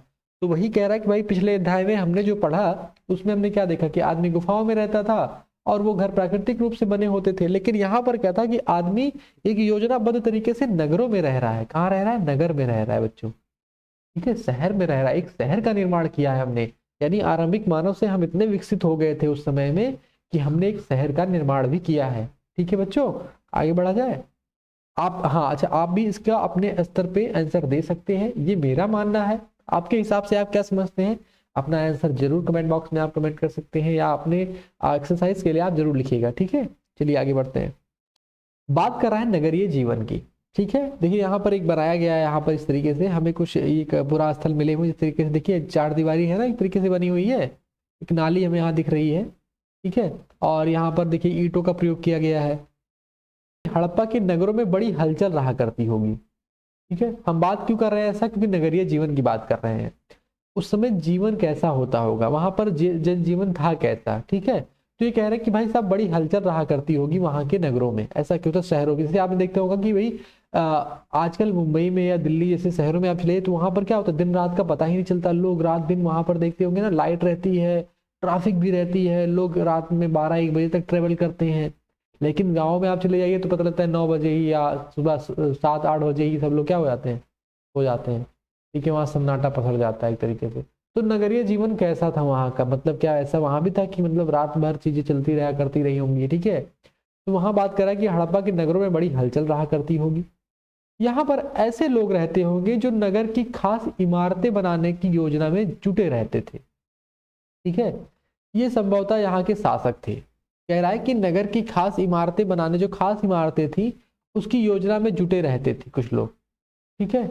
और कहा जा रहा है कि ये संभवतः यहाँ के शासक थे, क्योंकि यहाँ का कोई शासक वर्ग, जैसे आज के दौर में क्या है हमारे यहाँ, क्या है प्रधानमंत्री, जैसे मान लीजिए क्या है, प्रधानमंत्री है, मुख्यमंत्री है, ठीक है। ये क्या है, हमारे शासक है ना। शासक का मतलब समझ सकते हैं, जो लोकतंत्र में इनको एक स्थान दिया गया है कि इनका एक सरकार है, इनकी सरकार है। तो उस तरीके से वहां भी कोई सरकार जैसा चीजें रही होंगी। तो कह रहा है कि भाई वहां के जो शासक रहे होंगे वो खास इमारतों को बनाते रहे होंगे वहां पे, ठीक है। यह भी संभव है, देखिए ये जब भी संभव की बात करता है तो संभावनाएं प्रकट करता है अपनी। संभव है मतलब क्या हो सकता है, हो भी सकता है और नहीं भी हो सकता है। तो कह रहा है यह भी संभव है कि ये शासक लोगों को भेजकर दूर दूर से धातु, बहुमूल्य पत्थर और अन्य उपयोगी चीजें मंगवाते थे। शायद शासक लोग खूबसूरत मनकों तथा सोने चांदी के बने आभूषणों जैसे कीमती चीजों को अपने पास रखते होंगे। इन नगरों में लिपिक भी होते थे जो मोहरों पर तो लिखते ही थे और शायद अन्य चीजों पर भी लिखते होंगे जो बच नहीं पाई है। अब यहाँ बात आ रही है कि इन नगरों में क्या बात कर रहा है कि भाई सब लिपिक होते थे। लिपिक का मतलब क्या होता है बच्चों, लिपिक का मतलब होता है क्लर्क। क्या होता है, क्लर्क, जो लेखा जोखा करते हैं। तो कह रहा है लिपिक होते थे जो मोहर, यहाँ मोहरें भी हमें मिली हैं, तो मोहरों की बात कर रहा है कि मोहरों पर तो लिखते ही होंगे और शायद अन्य चीजों पर भी लिखते होंगे, ठीक है। और यहाँ भी ये कह रहा है कि भाई शासक जो थे वो लोगों को भेजकर दूर दूर से बहुमूल्य पत्थर क्या करते थे और अन्य उपयोगी चीजें मंगवाते थे। ऐसा हम क्यों कर रहे हैं, क्योंकि हमें ये मिली है चीजें। क्या मिला हमें खूबसूरत मनके, सोना चांदी से बने आभूषण जैसी कीमती चीजों के अपने पास रखते होंगे। मतलब हमें क्या था, जो छोटा इलाका था ना, पश्चिमी दुर्ग नगर था जो, वहां से हमें ये सोना चांदी और आभूषण जैसी चीजें मिली। तो हमने ये कह दिया कि यार ये शासक लोग रहा करते होंगे, वो लोगों को दूर दूर भेजते होंगे और वहां जो चीजें मिलती रही होंगी वो उनसे मंगवाते होंगे, ठीक है। और वहां लिपिक भी होते होंगे, क्लर्क। क्यों, क्योंकि वहां पर जो अन्य चीजों पे हमें मुहरें मिली है, वहां पर तो जो मुहरें मिली हैं तो उनपे कुछ चीज लिखा गया था और हम पढ़ नहीं पाए उन चीजों को हालांकि, लेकिन जो लिखा गया था तो कोई लिखता ही रहा होगा ना उनको, तो इसलिए वहां क्लर्क भी रहा करता होगा, ठीक है। तो इसलिए हमने क्या कह दिया कि मोहरों पर तो लिखते ही होंगे, शायद अन्य चीजों पर भी लिखते होंगे, ठीक है, जो बच नहीं पाई है, जो हमें अभी नहीं मिली है। जरूरी नहीं है कि सारे सामान हमें मिल ही गए हों, कुछ हो सकता है समय के साथ खराब भी हो गए हों या मिट्टी में मिल गए हों, ठीक है। देखिए बच्चों यहाँ पर क्या हो रहा है, एक नाले की बात की जा रही है, ठीक है। यहाँ पर एक ये जो एरिया है ना पूरा, यहाँ पर एक नाले की बात की जा रही है कि एक मोहनजोदड़ो में हमें ये जो नाला मिला हुआ था, इस तरीके से हमें नाला मिला हुआ था। देखिए ढके भी हैं ये, ठीक है।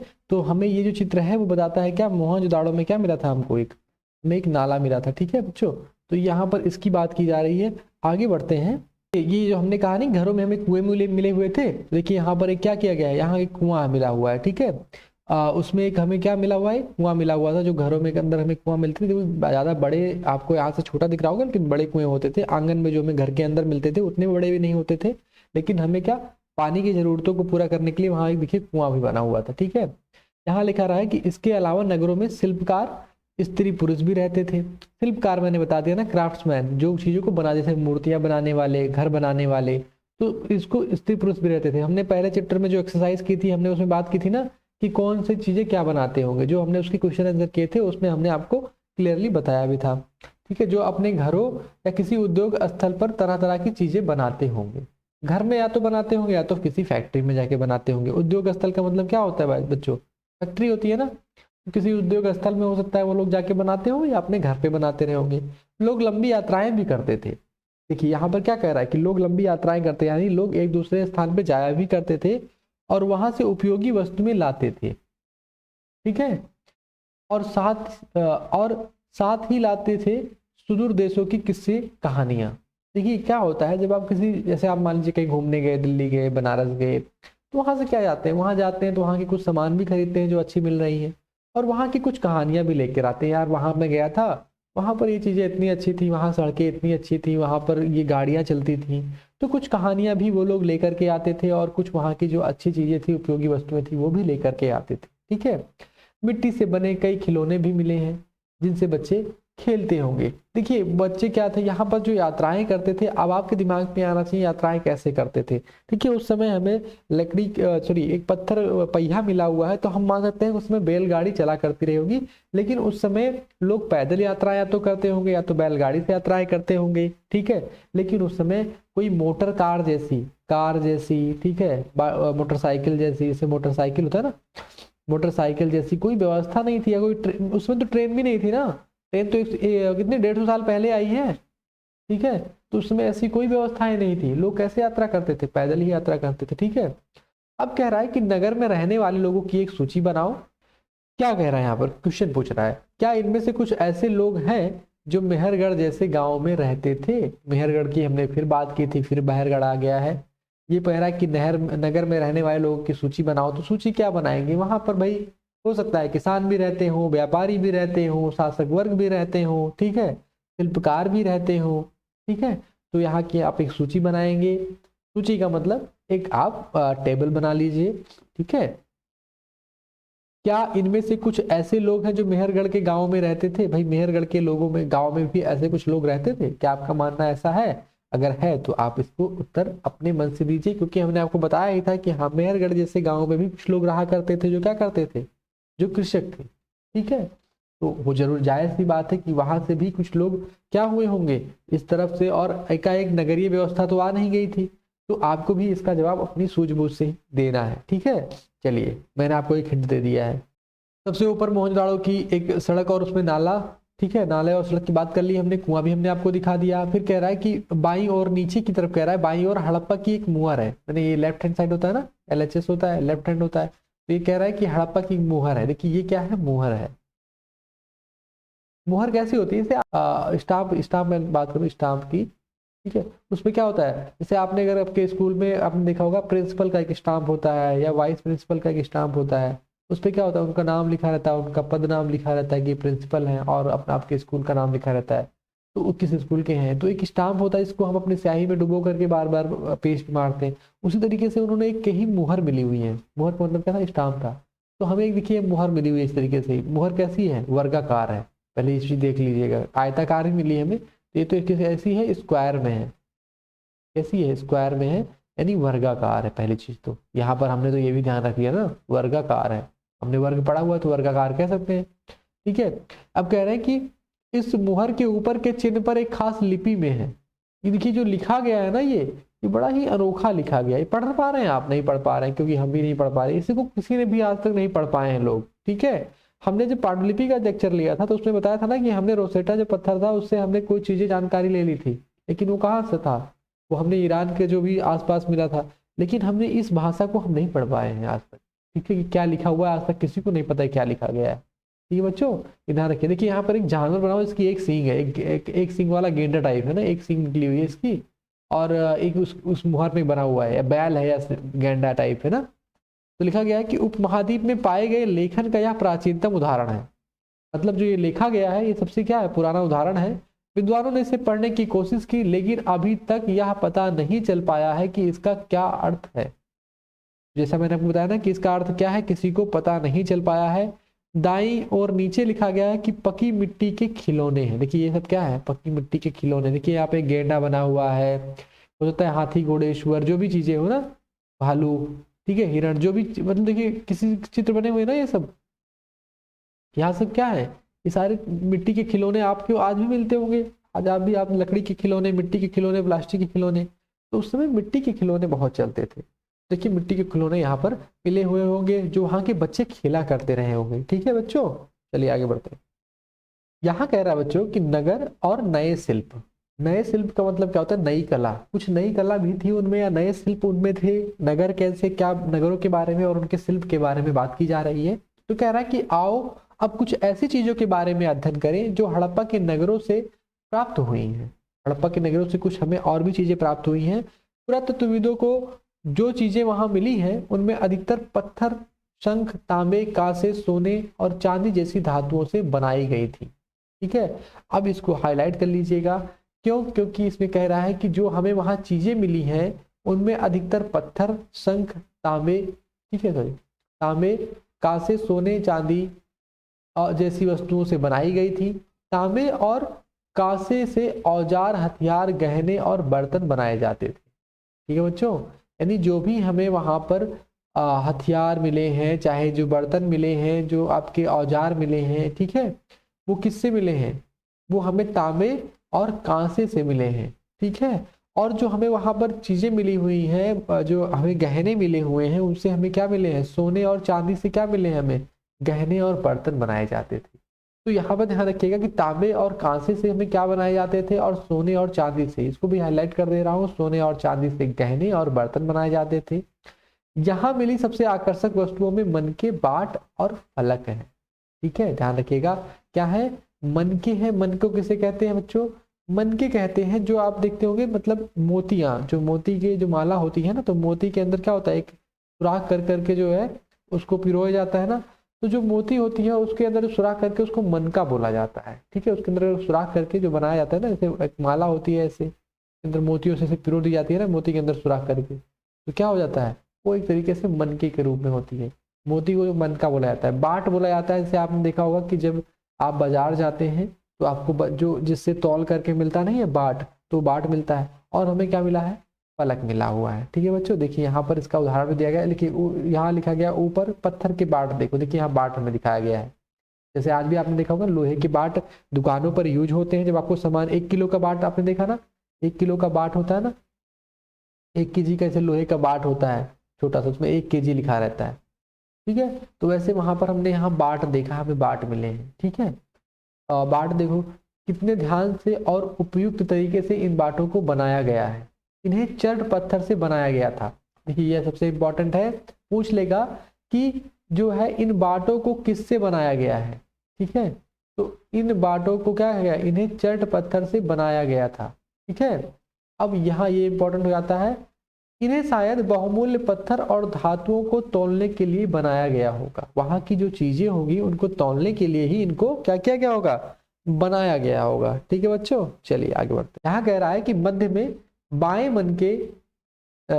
मध्य में बाएं मन के इनमें से कई कार्नेलियन पत्थरों से बनाए गए थे। देखिए एक पत्थर का नाम आता है यहाँ पे कार्नेलियन। ठीक है, पत्थरों से, तो यहाँ पे पत्थरों की कुछ क्वालिटीज होती है, तो उनके बारे में कहा गया है कि कार्नेलियन पत्थरों से जो है क्या है? बनाए गए थे। पत्थरों को काट और तराश कर मनके बनाए गए। इनके बीच छेद किए गए ताकि धागा डालकर माला बनाई जाए। ठीक है, देखिए यहाँ पर एक जो माला बनाई गई है ना, छोटी छोटी मोतियों की माला है यहाँ पर, ये जो एक माला है, ठीक है, यहाँ देख रहे हैं ना, यहाँ बड़ी सी एक पतली सी है डंडी टाइप में, इसके अंदर क्या है? छेद करके जो माला बनाई गई है, तो ये किसी एक ऐसे पत्थर से बनाए, किससे बनाए गए हैं? कार्नेलियन पत्थर से बनाए गए हैं। ठीक है, तो हमें कार्नेलियन पत्थर भी वहां से मिले हुए हैं, ये भी ध्यान रखिएगा। ठीक है, फिर कह रहा है कि मध्य से दाएं पत्थर के धारदार फलक, देखिए यहाँ पर क्या है? पत्थर के धारदार हमें फलक मिले हुए हैं। ठीक है, अब कह रहा है कि इसको हम आगे पढ़ते हैं। नीचे कढ़ाईदार, जिसे नीचे दाएं कह रहा है कढ़ाईदार वस्त्र, एक महत्वपूर्ण व्यक्ति की पत्थर से बनी मूर्ति जो मोहनजोदाड़ो से मिली है। एक मूर्ति, इस मूर्ति की बात कर रहा है, अभी पढ़ते हैं। पहले इसको चेक पूरा पढ़ लेते हैं कि हड़प्पा सभ्यता के लोग पत्थर की मोहरें बनाते थे। जो मोहर हमें मिली है वो किसकी मिली थी? पत्थर की। ठीक है, तो वो क्या कहते थे? पत्थर की मोहरें बनाते थे। इन आयताकार मोहरों पर सामान्यतया जानवरों के चित्र मिलते हैं। देखिए वहां पर उस जो अभी आपको मोहर दिखाए हम, चलिए मोहर देख लेते हैं एक बार। ये कह रहा है आयताकार, हमें वो मोहर कैसी थी, वर्गाकार थी, लेकिन हमें आयताकार भी मोहरें मिली हैं। लेकिन वहां पर केवल एक मोहर दिखाई गई है, बहुत सारे मोहरें और भी हैं। देखिए यहाँ पर जब भी आप सर्च करेंगे ना, आप कभी मोहर सर्च करिएगा यूट्यूब पे या चाहे आप गूगल पे सर्च करेंगे तो आपको और भी सारी मोहरें दी जाएंगी। ये तो आयताकार नहीं, ये वर्गाकार है। यहाँ देखिए इसमें सामान्यतः क्या है, एक जानवर का चित्र है ना। ठीक है, चलिए आगे बढ़े। हड़प्पा सभ्यता के लोग काले रंग से डिजाइन किए हुए बहुत खूबसूरत लाल मिट्टी के बर्तन बनाते थे। अब चलिए इसको भी हाईलाइट कर लीजिए, क्या कह रहा है भाई साहब कि हड़प्पा जो सभ्यता थी इसके लोग क्या थे, काले रंग से डिजाइन किए हुए खूबसूरत लाल मिट्टी के बर्तन बनाते थे। यानी करते क्या थे ये लोग कि भाई साहब बर्तन जो हुआ करता था, ठीक है, वो तो काले रंग के था। इसका था काले रंग से डिजाइन किए हुए होते थे और लाल मिट्टी के बर्तन होते थे। तो मिट्टी कैसी होती थी, लाल मिट्टी होती थी, लेकिन उस पर डिजाइन कैसी होती थी, काले रंग से डिजाइन होती थी। ठीक है, ये भी क्वेश्चन बन जाता है। ठीक है, चलिए यहाँ पर एक कह रहा है कि एक हमें क्या कढ़ाईदार वस्त्र, एक महत्वपूर्ण व्यक्ति की पत्थर से बनी मूर्ति जो मोहनजोदड़ो से मिली थी, उसमें उसे कढ़ाईदार वस्त्र पहने दिखाया गया है। देखिए यहाँ पर एक व्यक्ति है, देखिए शॉल टाइप कुछ पहने हुए है। ये मूर्ति टूटी हुई है यहाँ से थोड़ी सी, लेकिन फिर भी देखिए एक कढ़ाईदार है ना। यहाँ पर इस पे क्या है, फूल बने हुए हैं, 3 पत्तियां, क्या है, 3 पत्ती बनी हुई है ना, 3 पत्तियां छाप का एक फूल पहने हुए है और व्यक्ति की मूर्ति है। तो हम क्या कह सकते हैं यार, उस समय भी हो सकता है कुछ कपड़ों वपड़ों का प्रचलन रहा हो, उस पर कढ़ाई वढ़ाई होती रही होगी ना। हम क्या कह सकते हैं कि यार उस समय उस कपड़े वपड़े चलते रहे होंगे ना, कपड़े वो लोग बुनते रहे होंगे या कढ़ाई वढ़ाई होती रही होगी। तो यहाँ से हमें इस बात की जानकारी मिल ही जाती है। तो कह रहे हैं कि भाई संभवतः यह हो सकता है कि 7000 साल पहले मेहरगढ़ में कपास की खेती होती थी। आज से 7000 साल पहले क्या होता था, मेहरगढ़ में कपास की खेती होती थी। यानी हमने क्या बताया कि जो हमारे आरंभिक मानव थे वो क्या करते थे, आरंभिक मानव की जब हम बात करते तो गेहूं और जौ उपजाते थे। क्या, गेहूं और जौ उपजाते थे। लेकिन ये कह रहे हैं साहब कि हो सकता है कि 7000 साल पहले उन्होंने कपास भी उपजाना शुरू कर दिया होगा, कपड़े पहनने के लिए, कपड़े बनाने के लिए। कपास से क्या बनता है, कपड़ा बनता है। ठीक है, तो हो सकता है कपास की भी खेती होती थी। तो मोहनजोदाड़ो से कपड़े के टुकड़े के अवशेष, चांदी के एक फूलदान के ढक्कन तथा कुछ अन्य तांबे की वस्तुओं से चिपके हुए मिले हैं। ये भी इंपॉर्टेंट है कि भाई जो उसकी सुराख है, स्रोत है, वो कहाँ से मिले हैं हमको। तो कह रहा है कि मोहनजोदाड़ो से जो कपड़े के टुकड़े हैं उसके अवशेष क्या मिले हैं, अवशेष चांदी के एक फूलदान के ढक्कन, चांदी का क्या था, एक ढक्कन था, कुछ अन्य तांबे की वस्तुओं से चिपके हुए मिले हैं। पकी मिट्टी तथा प्याज से बनी तकलियां सूत कताई का संकेत देती हैं। सूत कताई मतलब क्या होता है, जैसे सूत को काट करके जो धागा बनाया जाता है उसी प्रक्रिया को हम सूत कताई बोलते हैं। तो हमें ये मिला है कि हमें तकलियां मिली हैं। क्या मिली हैं, तकलियां, जिससे सूत काटा जाता है। तो हम ये कह सकते हैं कि भाई साहब वो लोग तकलियां मिली हुई हैं उससे वो लोग क्या करते रहे होंगे, कपास की खेती कर कर कपड़े भी बनाते रहे होंगे, क्योंकि उसके हमें सबूत भी मिले हैं, अवशेष भी मिले हैं। एक फूलदान का ढक्कन था और अन्य वस्तुओं पर क्या हमें चिपकी हुई मिली थी। ठीक है, चलिए तो ये समझ में आ गया ना कि कपड़े भी उस समय बनाए जाते थे। वो लोग नगरों में क्या था, कपड़े, कपास की खेती भी होती है, कपड़े भी बनाते थे एक तरीके से। हमें जो सबूत मिले हैं, तो सबूत के आधार पर ही हम बात कर सकते हैं, क्योंकि हमें कुछ ऐसी चीजें और मिली ही नहीं कि हम और कुछ बातें कर पाए। हमें क्या मिला है, जो पुरास्थल से और जो अवशेष मिले हैं, उसी के बिहाफ पे ही हम कुछ ना कुछ कह सकते हैं ना। चलिए, इनमें से अधिकांश वस्तुओं का निर्माण विशेषज्ञों ने किया था। ठीक है, कह रहा है कि विशेषज्ञ उसे कहते हैं जो किसी खास चीज को बनाने के लिए खास प्रशिक्षण लेता है, जैसे पत्थर तराशना, मनके चमकाना, फिर मोहरों पर पच्चीकारी करना आदि। पृष्ठ 28 पर चित्र देखो, मूर्ति का चेहरा कितना आकर्षक ढंग से बनाया गया और दाढ़ी कितनी अच्छी तरह दर्शाई गई है। यह किसी विशेष मूर्तिकार का ही काम हो सकता है। इन्होंने कहा है कि अधिकांश वस्तुओं का निर्माण किसने किया होगा, विशेषज्ञों ने, स्पेशलिस्ट ने किया होगा। ये अब देखिए पिछले चित्र को देखने के लिए कह रहे हैं। चलिए इस चित्र को देखने के लिए कह रहे हैं कि जैसे वहां हर चीज थी, तो जो कपास काटता होगा, सूत करता होगा, जैसे आज का काम कौन, बढ़ई का काम कौन करता है, हर आदमी थोड़ी करता है, जो कारपेंटर बढ़ई होता है वही करता है। ठीक है, तो जो आप देखते होंगे जैसे जो घर बनाने का काम कौन करता है, मिस्त्री करता है। तो वही सही तरीके से उस समय भी क्या होते रहे होंगे, जो मिट्टी के जो बर्तन बनाने वाले कुम्हार होते रहे होंगे, हाँ, और कपड़े बनाने के लिए क्या होते होंगे, जो कपास की खेती का जो सूत काटते होंगे, ठीक है, जो बुनाई करते होंगे, बुनकर होते होंगे। तो उस तरीके से कह रहे हैं कि भाई साहब देखिए जो मूर्ति बनाई है किसी ने बहुत अच्छी तरीके से, देखिए उसकी दाढ़ी बनाई है ना, कि दाढ़ी यहाँ बनाई गई है। तो कह रहे हैं देखिए कितनी अच्छी तरीके से इसकी दाढ़ी वगैरह, इसकी यहाँ देखिए नाक आउट, या ये तो नाक तो उसकी टूट गई है यहाँ थोड़ी सी, ये जो मूर्ति टूट गई है थोड़ी सी, बहुत पुरानी मूर्ति है ना ये, तो टूट गई है। तो यहाँ पर देखिए यहाँ पर इसकी दाढ़ी कितने अच्छी तरीके से बनाई गई है। तो ये जो सारी चीजें बता रहा है वो कहना यही चाह रहा है कि उस समय भी ये चीजें होती रही होंगी, उस समय भी क्या होते रहे होंगे, स्पेशलिस्ट होते रहे होंगे, विशेषज्ञ होते रहे होंगे, ठीक है। हर व्यक्ति विशेषज्ञ नहीं हो सकता था। हर व्यक्ति क्या कर सकता था ना, हर व्यक्ति मूर्ति बना सकता है, जैसे हर व्यक्ति क्या कर सकता है आज के दौर में, ना अपना घर बना सकता है, ना लकड़ी का काम कर सकता है, ना कपड़े बिनने का काम कर सकता है, बुनकरों का काम कर सकता है। तो हमें यह पता नहीं है कि क्या सिर्फ पुरुष ही ऐसा कामों के प्रशिक्षण हासिल करते थे या फिर केवल महिलाएं ही। शायद कुछ महिलाएं और पुरुष दोनों ही इस काम में दक्ष थे। वो उनका कहना है कि अब यार ये तो आइडिया नहीं हमें लगा पा रहे हैं हम कि पुरुष ही काम करते थे या महिलाएं भी काम करती थी, ठीक है। क्योंकि आज के दौर में क्या पुरुष महिलाएं दोनों काम कर रही हैं। किसी किसी विभाग में देखा जाएगा तो क्या पुरुष और महिला दोनों में, किसी किसी में केवल महिलाएं काम करती है, किसी में केवल पुरुष काम करते हैं। ये कह रहे हैं कि क्या केवल पुरुष या महिलाएं ही काम कर रही हैं या दोनों लोग काम करते थे, ये अभी भी हम संशय में हैं, ठीक है। तो भी थोड़ा सा हाईलाइट कर दे रहा हूं मैं फ्यांस को, फ्यांस भी आपका इंपॉर्टेंट है, ठीक है। कह रहा है कि पत्थर और शंख प्राकृतिक तौर पर पाए जाते हैं। पत्थर और शंख क्या होते हैं, प्राकृतिक तौर पर, सॉरी इसको अनलाइन किया, कोई इंपॉर्टेंट नहीं है, ठीक है। फ्यांस इंपॉर्टेंट है, ठीक है, फ्यांस पूछा जाता है। लेकिन फ्यांस को कृत्रिम रूप से तैयार किया जाता था, यानी आप सोच लीजिए कि जो कृत्रिम रूप से एक पत्थर या जो मिट्टी तैयार की जाएगी उसको हम फ्यांस कह देंगे, जिससे कुछ आकृतियां बनाई जा सके, ठीक है। ये आपको मोटा मोटी समझने के लिए पर्याप्त है। बालू या स्फटिक पत्थरों के चूर्ण को गोंद मिलाकर उनकी वस्तुएं बनाई जाती थी। उसके बाद उन वस्तुओं पर एक चिकनी परत चढ़ाई जाती थी। इस चिकनी परत के रंग प्राय नीले या हल्के समुद्री हरे होते थे। देखिए यहाँ पर नीले कलर दिखा गया है ना, समुद्री हरा कलर देखिए थोड़ा सा मिल जाएगा आपको देखने के लिए, ये देखिए। तो कह रहा है कि इन पर क्या था, चिकनी परत, रंग प्राय नीले या हल्के समुद्री हरे होते थे। फ्यांस से मनके, चूड़ियां, बाले और छोटे बर्तन बनाए जाते थे। जरूरी नहीं था उस समय मिट्टी का ही उनको ज्ञान था, उस समय उनको फ्यांस भी बनाना आ गया था, यानी कि कृत्रिम, एक तरीके से कृत्रिम मिट्टी के तौर पे मैं कह सकता हूँ बनाते थे, ठीक है। जिससे क्या करते थे, जैसे आज आप भी देखते होंगे कृत्रिम जो आपके क्राफ्ट बनाने के लिए एक चीजें आती है ना, कृत्रिम आपको चीजें मिलती हैं मार्केट में, मिट्टी मिलती है उस तरीके से बनाने के लिए। तो उसी तरीके से यहाँ पर भी फ्यांस उस समय चला करता था। तो कहीं ना कहीं वो लोग भी कितने एडवांस रहा करते थे कि उन्होंने कृत्रिम तौर पर कुछ चीजें बनाई हुई थी, ठीक है। फ्यांस क्या था, एक कृत्रिम रूप से, यानी जो हैंडमेड था।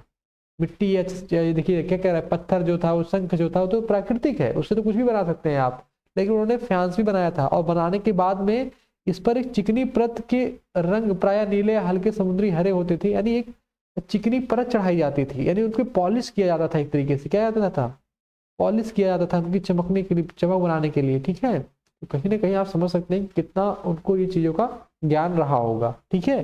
चलिए अब ये कह रहे हैं कच्चे माल की खोज। कच्चे माल मतलब रॉ मटेरियल, क्या, रॉ मटेरियल, ठीक है।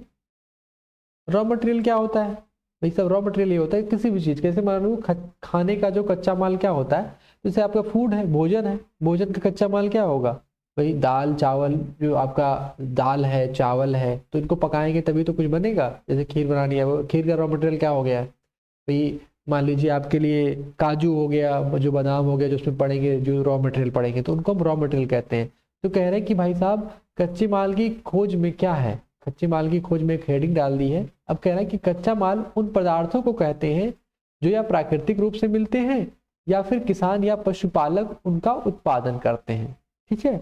जैसे अभी मिठाई बनानी हो तो उसके लिए दूध क्या होगा, एक रॉ मटेरियल होगा, लेकिन दूध क्या हमें जानवरों से मिलता है, तो किसानों को एक तरीके से पशुपालन से उनका उत्पादन ही करते हैं एक तरीके से, ठीक है। ये जो आप भोजन के लिए जो चावल दाल देख रहे हैं वो किसके कहाँ से आता है, वो प्राकृतिक रूप से भी आ सकता है और हो सकता है उनको बनाया भी जाता हो कहीं पे, ठीक है। तो यही पर यहाँ बात की जा रही है कि रॉ मटेरियल क्या होता है, उसकी परिभाषा। तो जब भी ध्यान रखिए, कच्चा माल उन पदार्थों को कहते हैं जो या तो प्राकृतिक रूप से मिलते हैं या फिर किसान या पशुपालक उनका उत्पादन करते हैं, ठीक है भाई साहब, समझ में आ गया। जैसे लकड़ी या धातुओं के अयस्क प्राकृतिक रूप से उपलब्ध कच्चे माल हैं, लकड़ी क्या है, और धातुओं के अयस्क क्या है, ये क्या है, कच्चे माल है। अयस्क कौन से कहते हैं, जिससे हम कुछ धातुएं निकाल सकते हैं, ठीक है, ध्यान रखिएगा। इनसे फिर कई तरह की चीजें बनाई जाती हैं। मिसाल के तौर पर किसान द्वारा पैदा किए गए कपास को कच्चा माल कहते हैं। कपास को क्या कहते हैं भाई साहब, कच्चा माल कहते हैं, जिसके बाद कताई बुनाई करके कपड़ा तैयार किया जाता है, ठीक है। हड़प्पा के लोगों को कई चीजें मिलती थी, लेकिन तांबा, लोहा, सोना, चांदी और बहुमूल्य पत्थरों जैसे पदार्थ वे दूर दूर से आयात करते थे। अब क्या होता है, जैसे कपास की बात की हमने, कपास क्या है, कच्चा माल है, क्या है, कच्चा माल है, यानी रॉ मटेरियल है, ठीक है। इससे हम क्या करते हैं, कपड़ा बनाते हैं, ठीक है। तो लेकिन अब हमें कुछ चीजें ऐसी थी, हड़प्पा लोगों वाले, हड़प्पा के जो लोग थे वो क्या करते थे, कुछ चीजें वो दूर दूर से मंगाते थे, तो क्योंकि उनके यहाँ नहीं मिलती थी वो चीजें, ठीक है। तो क्या करते थे, तांबा हो गया, लोहा हो गया, सोना हो गया, चांदी हो गया, जैसे आज भी देखते हैं कि हम विदेशों से बहुत कुछ मंगाते हैं। जैसे आपने देखा होगा कि ना, कि भी आपने देखा कि विदेशों से या किसी दूसरे राज्य से मंगाते हैं ना, जैसे आप देखते हैं सेब, सेब सबसे ज्यादा कहाँ होते हैं, कश्मीर की तरफ होते हैं या हिमाचल की तरफ होते हैं। तो जैसे सेब जहाँ नहीं होते तो वहाँ भी तो मिलते हैं, ऐसा थोड़ी होता है सेब वहाँ नहीं मिलते जहाँ नहीं होते हैं।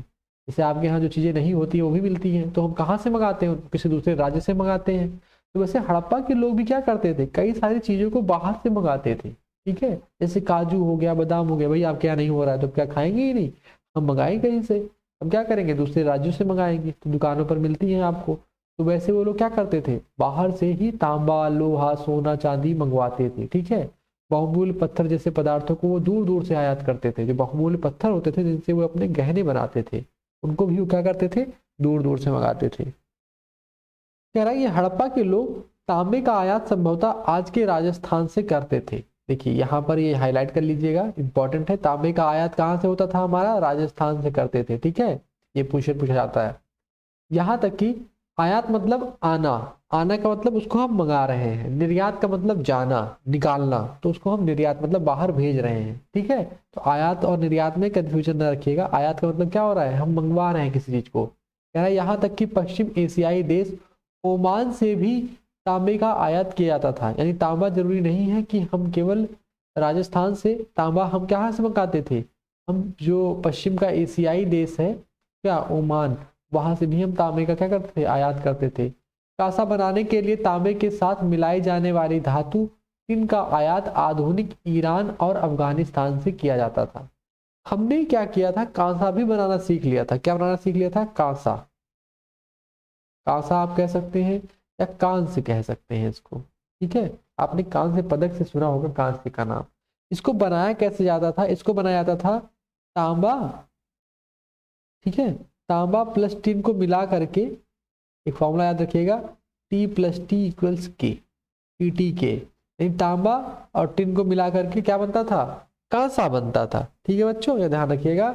तो यहाँ पर ये लोग क्या करते थे, जैसे ये टिन कांसा नहीं मंगवाते थे, ये क्या मंगवाते थे, तांबा और टिन मंगवाते थे।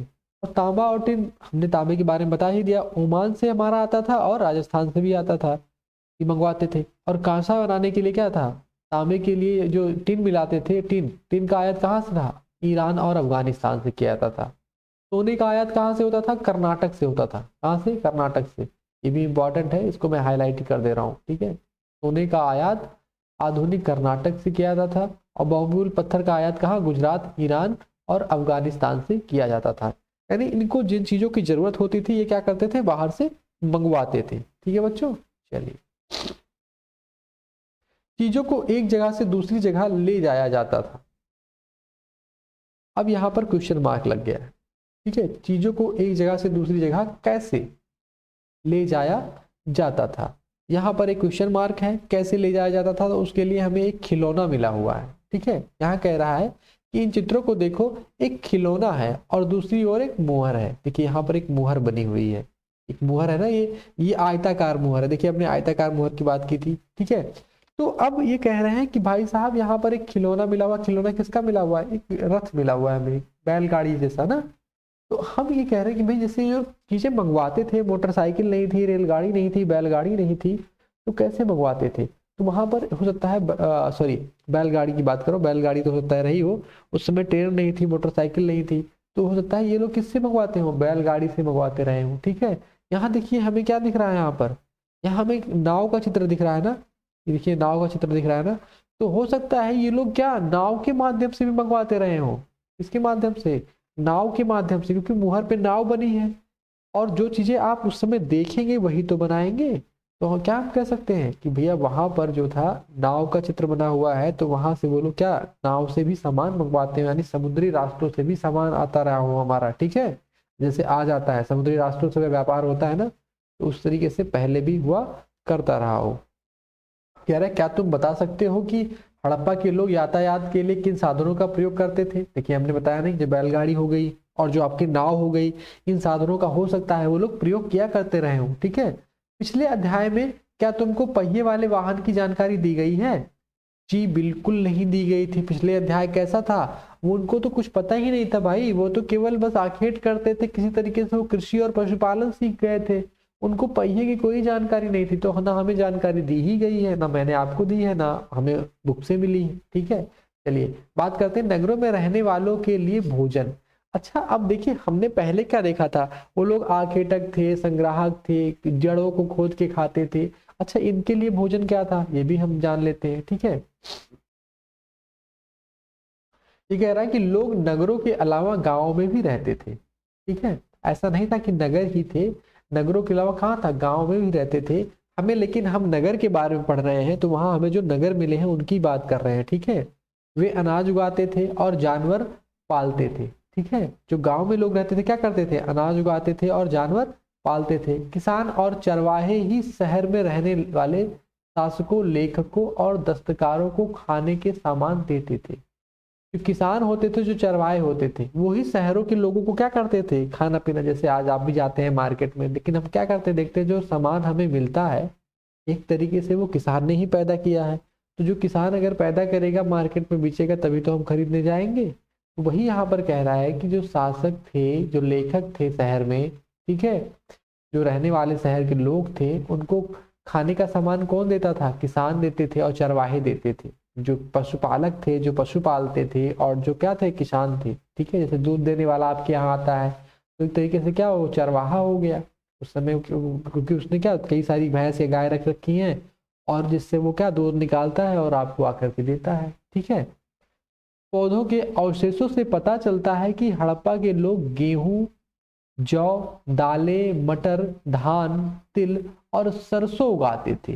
देखिए यहाँ पर ये बहुत ही इंपॉर्टेंट है कि हमें जो है कि हड़प्पा के लोग क्या क्या उगाते थे इसके बारे में भी जानकारी होनी चाहिए। ठीक है बच्चों, ये सब बहुत ही इंपॉर्टेंट डाटा है, याद रखिएगा, नोट्स बना के रखिएगा, क्योंकि आगे जब आप बड़े एग्जाम्स देंगे तो इसमें जरूर ये पूछ लिया जाता है, या फिर इसमें दो चार वर्ड हटा देगा कि यार ये नहीं उगाते थे, लेकिन अगर आपने यहाँ पढ़ रखा है तो बहुत ही इजी तरीके से उसको बता सकते हैं। ठीक है, जमीन की जुताई के लिए हल का प्रयोग एक नई बात थी। देखिए नई बात क्या थी कि भाई जैसे जमीन की जो जुताई करते थे वो क्या करते थे, हल का प्रयोग करते थे वो लोग। ठीक है, हड़प्पा काल के हल तो नहीं बच पाए हैं क्योंकि वो प्राय लकड़ी के बनाए जाते थे, लेकिन हल के आकार के खिलौने मिले। हमें क्या हुआ कि हड़प्पा काल जो था उसके हमें हल नहीं मिले हैं। क्यों नहीं मिले, क्योंकि लकड़ी से बनाए जाते थे, और लकड़ी की जैसे लाइफ होती है ना, कि लकड़ी के कुछ सामान कुछ दिन बाद खराब हो जाते हैं, मिट्टी में मिल जाते हैं। जैसे पत्थर तो बहुत दिनों तक रह सकते हैं, ईंटें तो बहुत दिन तक रह सकती हैं, लेकिन लकड़ी के जो भी सामान थे वो हमें नहीं मिल पाए, क्योंकि इतने दिन तक जमीन में दबे रहे हो सकता है, तो वो क्या हो गए हो, मिट्टी में मिल गए हो, उसमें दीमक लग गए हो, खराब हो गए हो। ठीक है, तो हमें क्या है, लेकिन हमें क्या मिल गया कि हल्के आकार का खिलौना मिल गया। अब जैसे मान लीजिए मार्केट में क्या मिल रहा है हमें, जेसीबी मिल रही है, तो इसका मतलब हमारे यहाँ जेसीबी है तभी तो मार्केट में मिल रही है। तो उसी में जब हमें खिलौना मिल रहा है मार्केट में से, जेसीबी की एक खिलौना मिल रहा है जेसीबी जैसा, तो मैं वही बात बताना चाह रहा हूँ आपको यहाँ पर। जैसे हमें एक हल मिल रहा है खिलौने का, तो उससे हम क्या कह सकते हैं, उस समय भी हल होता रहा होगा जिससे लोग क्या करते रहे होंगे, खेती करते रहे होंगे। इस क्षेत्र में बारिश कम होती है, इसलिए सिंचाई के लिए लोगों ने कुछ तरीके अपनाए होंगे। देखिए कुछ जगहों पर क्या था कि वहां सिंचाई के लिए कुछ न कुछ तो कुछ तरीके अपनाए ही होंगे, क्योंकि अगर बारिश नहीं होगी तो उनकी फसल खराब हो जाएगी, तो फसल को कैसे पैदा करेंगे, ये बात हो रही है यहाँ पर। संभवतः पानी का संचय किया जाता होगा और जरूरत पड़ने पर उसे फसलों की सिंचाई की जाती होगी। ये कह रहे हैं कि भाई साहब कहीं ना कहीं पानी इकट्ठा कर ले रहे होंगे और बाद में उससे सिंचाई करते होंगे। ठीक है, देखिए बच्चों यहाँ पर एक हल मिला हुआ है हमें। ठीक है, देखिए यहाँ पर हल नुकीला है ना, आगे ये हल देख रहे हैं ना आप, और यहाँ पर एक छेद किया गया है यहाँ पे छोटा सा, जो कि उससे होता है कि एक धागे के सॉरी एक लकड़ी के थ्रू जो बैलों के गले में पहनाया जाता है। और ये हल को इस तरीके से देखिए बनाया गया है कि इससे क्या खेतों की जुताई की जाती रही हो और वहाँ के लोग क्या करते हो, खेती करते हो। तो हमें हल नहीं मिला, लेकिन हल का क्या है, ये खिलौना है। क्या है ये, खिलौना है, ये छोटा हल है, जिससे हम कह सकते हैं कि वहाँ के लोग क्या करते हो, खेती भी करते रहे होंगे। ठीक है, हड़प्पा के लोग गाय भैंस भेड़ और बकरियां पालते थे। ठीक है, ये भी इंपॉर्टेंट है कि कौन कौन से जानवर वो लोग पालते थे। ठीक है, चलिए हाईलाइट कर दे रहा हूं मैं इसको। हड़प्पा के लोग क्या करता है, गाय भैंस भेड़ बकरियां पालते थे। अब कह रहा है कि बस्तियों के आसपास तालाब और चारागाह होते थे, लेकिन सूखे महीनों में मवेशियों के झुंडों को चारा पानी की तलाश में दूर दूर तक ले जाया जाता था। यानी जो सूखा जब पड़ता था तो उस समय क्या होता था कि जो मवेशी थे उनको बहुत दूर दूर तक भी जाना पड़ जाता था। ठीक है, वह बैर जैसे फल को इकट्ठा करते थे, मछलियां पकड़ते थे और हिरण जैसे जानवरों का शिकार करते थे। ठीक है, तो यानी वो क्या क्या काम करते थे उसके बारे में यहाँ जानकारी दी गई है। जैसे अगर सूखा पड़ गया तो लोग क्या क्या करेंगे, फल को इकट्ठा करेंगे, मछलियां पकड़ेंगे और हिरण जैसे जानवरों का क्या करते थे, शिकार भी करते थे। ठीक है, अब बात आती है गुजरात में हड़प्पा कालीन नगर का सूक्ष्म निरीक्षण। सूक्ष्म निरीक्षण का मतलब होता है किसी चीज को बारीकी से जांचना, परखना, देखना। ठीक है बच्चों, हमने क्या बोला कि गुजरात, हमने केवल बात कर रहे हैं गुजरात की, कि गुजरात में जो हड़प्पा कालीन नगर थे, जैसे हड़प्पा से जो मिले हुए, जैसे हड़प्पा से मिलते जुलते जो नगर थे, उनकी हम थोड़ी सी जानकारी लेते हैं। यहाँ कहा जा रहा है कि कच्छ जो है, जो कच्छ राज्य इलाका है कच्छ का, ठीक है, कच्छ के इलाके में खदिर बेत के किनारे धौलावीरा नगर बसा था। एक जगह का नाम दे रहा है, खदिर बेत के किनारे धौलावीरा। धौलावीरा क्या था आपका, एक हड़प्पा का नगर था, यानी ये भी शहर था आपका, हड़प्पा नगर है। ठीक है, तो हड़प्पा नगर था, मतलब हड़प्पा से मिलता जुलता। हड़प्पा को हमने बात कर दी, हड़प्पा सभ्यता, और हड़प्पा सभ्यता का ही एक नगर था ये। ठीक है, नगर बसा था, वहां साफ पानी मिलता था। देखिए धौलावीरा में क्या था, साफ पानी मिलता था, बहुत ही इंपॉर्टेंट है। पूछ लेगा कि जो पानी का हमें उत्कृष्ट उदाहरण कहाँ मिलता है, तो धौलावीरा मिलता है। ठीक है, साफ पानी का हमें उत्कृष्ट, तो साफ पानी मिलता था और जमीन उपजाऊ थी। क्या थी, जमीन उपजाऊ थी। जहां हड़प्पा सभ्यता के कई नगर 2 भागों में विभक्त थे, वहीं धौलावीरा नगर को 3 भागों में बांटा गया था। सबसे इंपॉर्टेंट है, इसको तो मोस्ट इंपॉर्टेंट कर लीजिएगा। जहां हड़प्पा सभ्यता के कई नगर की बात कर रहा है, 2 भागों में विभक्त थे, वहीं धौलावीरा नगर को 3 भागों में बांटा गया था। ठीक है, जैसे कि मैंने आपको बताया, एक छोटा था एक बड़ा था, लेकिन इन्होंने क्या कहा भाई साहब, ये 3 भागों में बटा हुआ था। ठीक है, यानी कि ये जो था धौलावीरा, ये सब तो 2-2 में थे, बाकी जितने हमें मिले वो 2-2 में थे, लेकिन ये कितने मिला हमें, ये 3 में मिला है। ठीक है, इसके हर हिस्से के चारों ओर पत्थर की ऊंची ऊंची दीवार बनाई गई थी। इसके जो तीनों हिस्से थे, इसके चारों ओर क्या बनाया गया था, बड़ी बड़ी ऊंची ऊंची दीवारें बनाई गई थी। इसके अंदर जाने के लिए बड़े बड़े प्रवेश द्वार थे, यानी बहुत बड़े बड़े द्वार बनाए गए थे। इस नगर में एक खुला मैदान भी था। एक क्या मिला हमें यहाँ से, एक मैदान भी मिला हुआ है, जहाँ सार्वजनिक कार्यक्रम आयोजित किए जाते थे। जैसे आपने देखा होगा कि कहीं मैदान बड़ा सा होता है जहाँ के कुछ कार्यक्रम, सार्वजनिक मतलब बहुत किसी भी चीज के रूप में, जैसे आपने देखा होगा सत्संग होते हैं बड़े बड़े मैदानों में। ठीक है, रामलीला वगैरह होती है। तो वैसे जो सार्वजनिक प्रोग्राम होते हैं वो कहाँ होते रहे होंगे, कि भैया यहाँ पर होते रहे होंगे, इस जगहों पर। जो हमें बड़ा सा एक यहाँ पर इन जगहों पर हमें क्या मिला है, एक सार्वजनिक स्थान मिला है बड़ा सा, जहाँ पर ये कार्यक्रम कराए जाते थे। ठीक है, यहाँ मिले कुछ अवशेषों में हड़प्पा लिपि के बड़े बड़े अक्षरों को पत्थरों में खुदा पाया गया है। क्या कह रहे हैं कि हड़प्पा जो लिपि है, हड़प्पा की जो लिखावट है, जो अभी तक हम पढ़ नहीं पाए, जैसे जो मोहरों पे आपने देखा था ना ऊपर, तो जो अवशेष हमें मिले हैं उसमें हड़प्पा लिपि पे क्या है, बड़े बड़े पत्थरों को, बड़े बड़े अक्षरों को पत्थरों में खुदा पाया गया है। यानी हमने देखा है कि वहां पे कुछ पत्थर मिले, जैसे अभिलेख मिले थे ना आपको, वैसे कुछ अभिलेख मिले हैं हमें, और उस पर कुछ ऐसे लिखा गया है। ठीक है, तो अब हम नहीं पढ़ पाए थे कि वहां पर क्या लिखा गया, लेकिन कुछ हड़प्पा लिपि में लिखा गया। उसको हमने कौन सी लिपि का नाम दे दिया, हड़प्पा लिपि का नाम दे दिया। इन अभिलेखों को संभवतः लकड़ी में जड़ा गया था।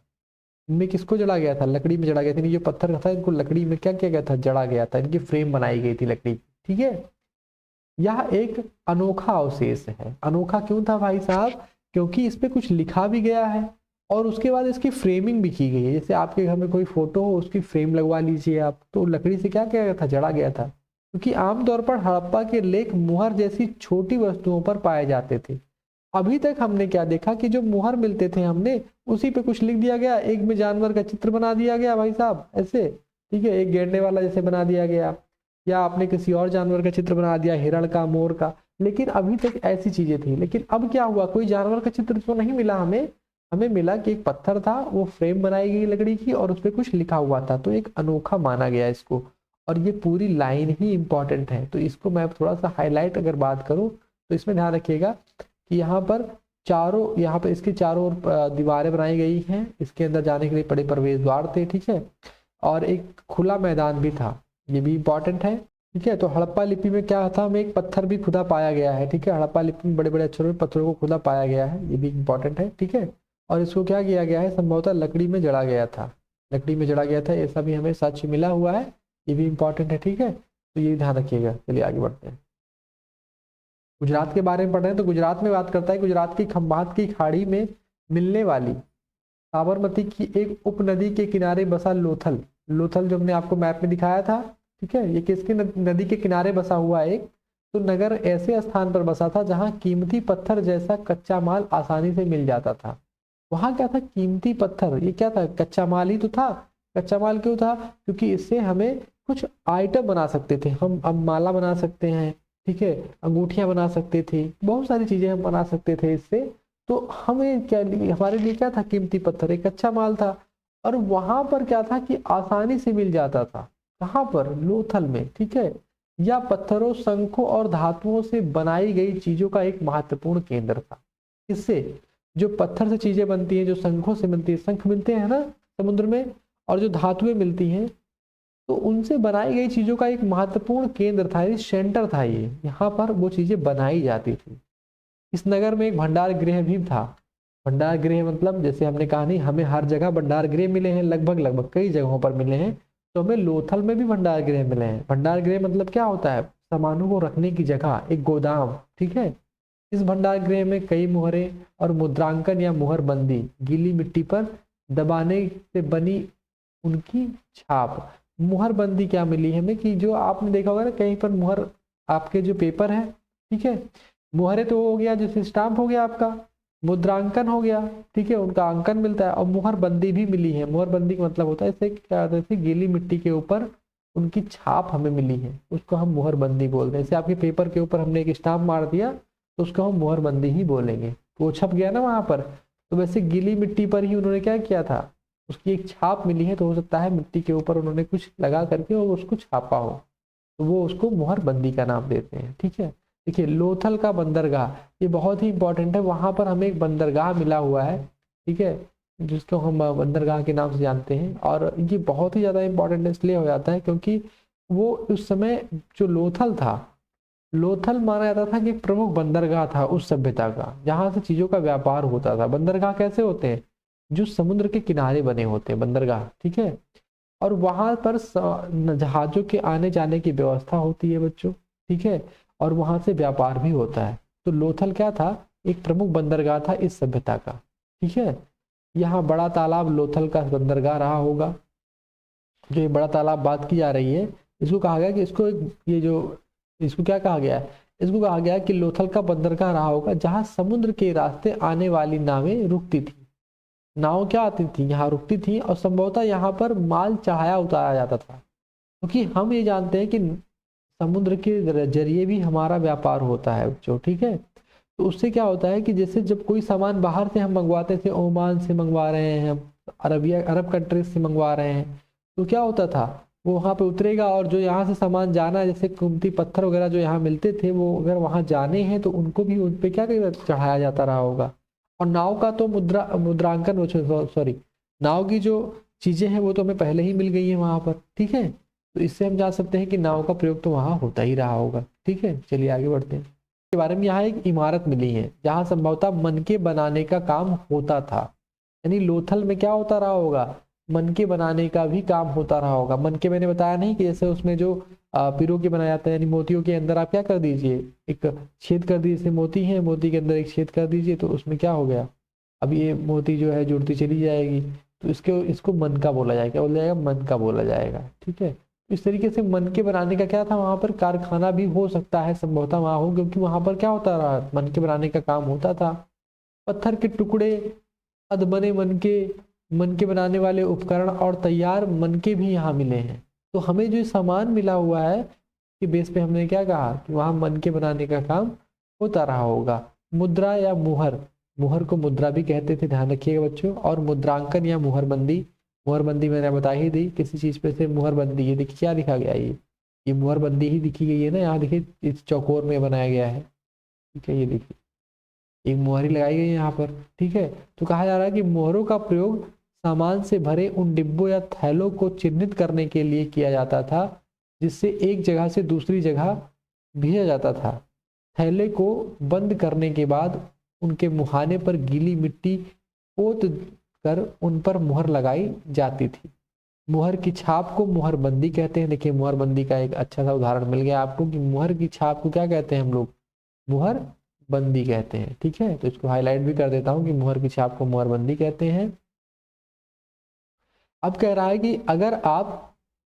अगर यह छाप टूटी नहीं हुई होती थी तो यह साबित हो जाता था कि यह सामान के साथ छेड़छाड़ नहीं हुई है। यहाँ कहा जा रहा है कि आज भी मुहर का प्रयोग होता है। पता लगाओ कि मोहरों का उपयोग किस लिए किया जाता है। आज भी आपने देखा होगा कि मोहर का प्रयोग होता है। ठीक है, अच्छा यहाँ पर बड़ी इंटरेस्टिंग बात इन्होंने लिखा है कि अगर मान लीजिए एक पहले सामान को क्या किया जाता था, पैक किया जाता था, उस पर एक गीली मिट्टी का लेप लगाया जाता था।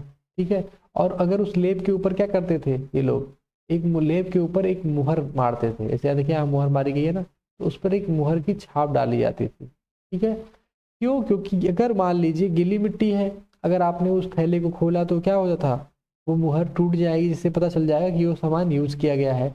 दूसरा ये था कि ये पता चल जाएगा कि ये अगर मुहर जहाँ की लगी हुई है उससे ये पता कर सकते हैं कि ये लोथल का सामान है, कि मोहनजोदाड़ो का सामान है, कि हड़प्पा का सामान है, हड़प्पा नगर का सामान है। तो इससे हम ये जानकारी ले सकते हैं। आज भी आप देखते होंगे तो आपको क्या मिलती है कि एक मुहरबंदी मिलती है। मुहरबंदी का मतलब क्या होता है, मुहरबंदी नहीं, जैसे अगर आप देखते होंगे तो एक आपने कोई सामान खरीदा होगा मार्केट से, तो उस पर क्या होता है, जैसे आपने मान लीजिए एक बिस्किट खरीदा, क्या पार्ले जी खरीदा, ठीक है, तो उस पर बड़े बड़े अक्षरों में लिखा रहता है ना, उसका नाम लिखा रहता है, कहाँ बना हुआ है ये लिखा रहता है।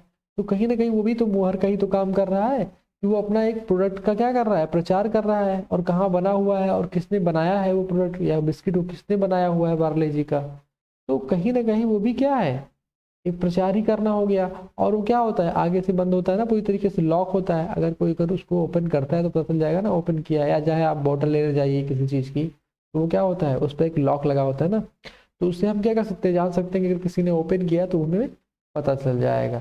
तो इस तरीके से हम क्या कर सकते हैं कि भाई आज भी हम किसी न किसी रूप में मुहर का प्रयोग कर ही रहे हैं।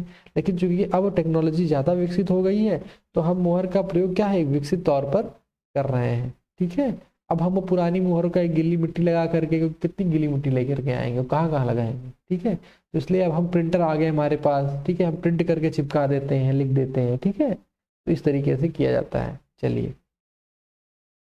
यहाँ पर एक बात आती है कि सभ्यता के अंत का रहस्य। जैसे हमने आपको बताया कि ये सभ्यता हमें क्या मिली थी, खुदाई में मिली थी, और एक सभ्यता का पूरी तरीके से अंत हो चुका था। कोई वहां पर हमें लोग नहीं मिले, कुछ भी नहीं मिला। आप कह रहे होंगे कैसे धंस गया, नीचे कैसे चला गया ये। तो जब भी ऐसी चीजें होती है ना कि भाई आप कहीं बाढ़ आ जाती है या कहीं ऐसी चीजें होती हैं, तो क्या होती है, उनको मिट्टी से वो ढकती चली जाती हैं। तो इस तरीके से उस सभ्यता का अंत हुआ रहा होगा। तो यहाँ पर क्या अंत था, उसका रहस्य क्या था, ये भी जानेंगे, क्योंकि हमें अभी तक रहस्यों के बारे में भी जानकारी नहीं है। हम बस केवल अपने एक क्या कर रहे हैं, संभवता, जहाँ जहाँ लिखते हैं हम संभवता लिख देते हैं, जिससे हमें अभी ये संभव हो कि ऐसा हो गया होगा। हम अपने क्या लगा रहे हैं, कयास लगा रहे हैं। तो कहा जा रहा है लगभग 3900 साल पहले, यानी कि ईसा पूर्व में इसको कन्वर्ट करेंगे, 2000 घटा दीजिएगा। ठीक है, तो क्या बनाएगा, तकरीबन 1900 ईसा पूर्व के करीब में। ठीक है, क्या हुआ था, एक बड़ा बदलाव देखने को मिलता है। अचानक लोगों ने इन नगरों को छोड़ दिया। लोग क्या करने लगे, इन नगरों को छोड़ने लगे। ठीक है, लेखन, मुहर और बाटों का प्रयोग बंद हो गया। ठीक है, दूर दूर से कच्चे माल का आयात काफी कम हो गया। अब जैसे जब लोग ही नहीं थे वहां पे तो सामान कौन मंगवाएगा, ये भी बड़ी बात निकल करके सामने आई। मोहनजोदाड़ो में सड़कों पर एक कचरे के ढेर बनने लगे।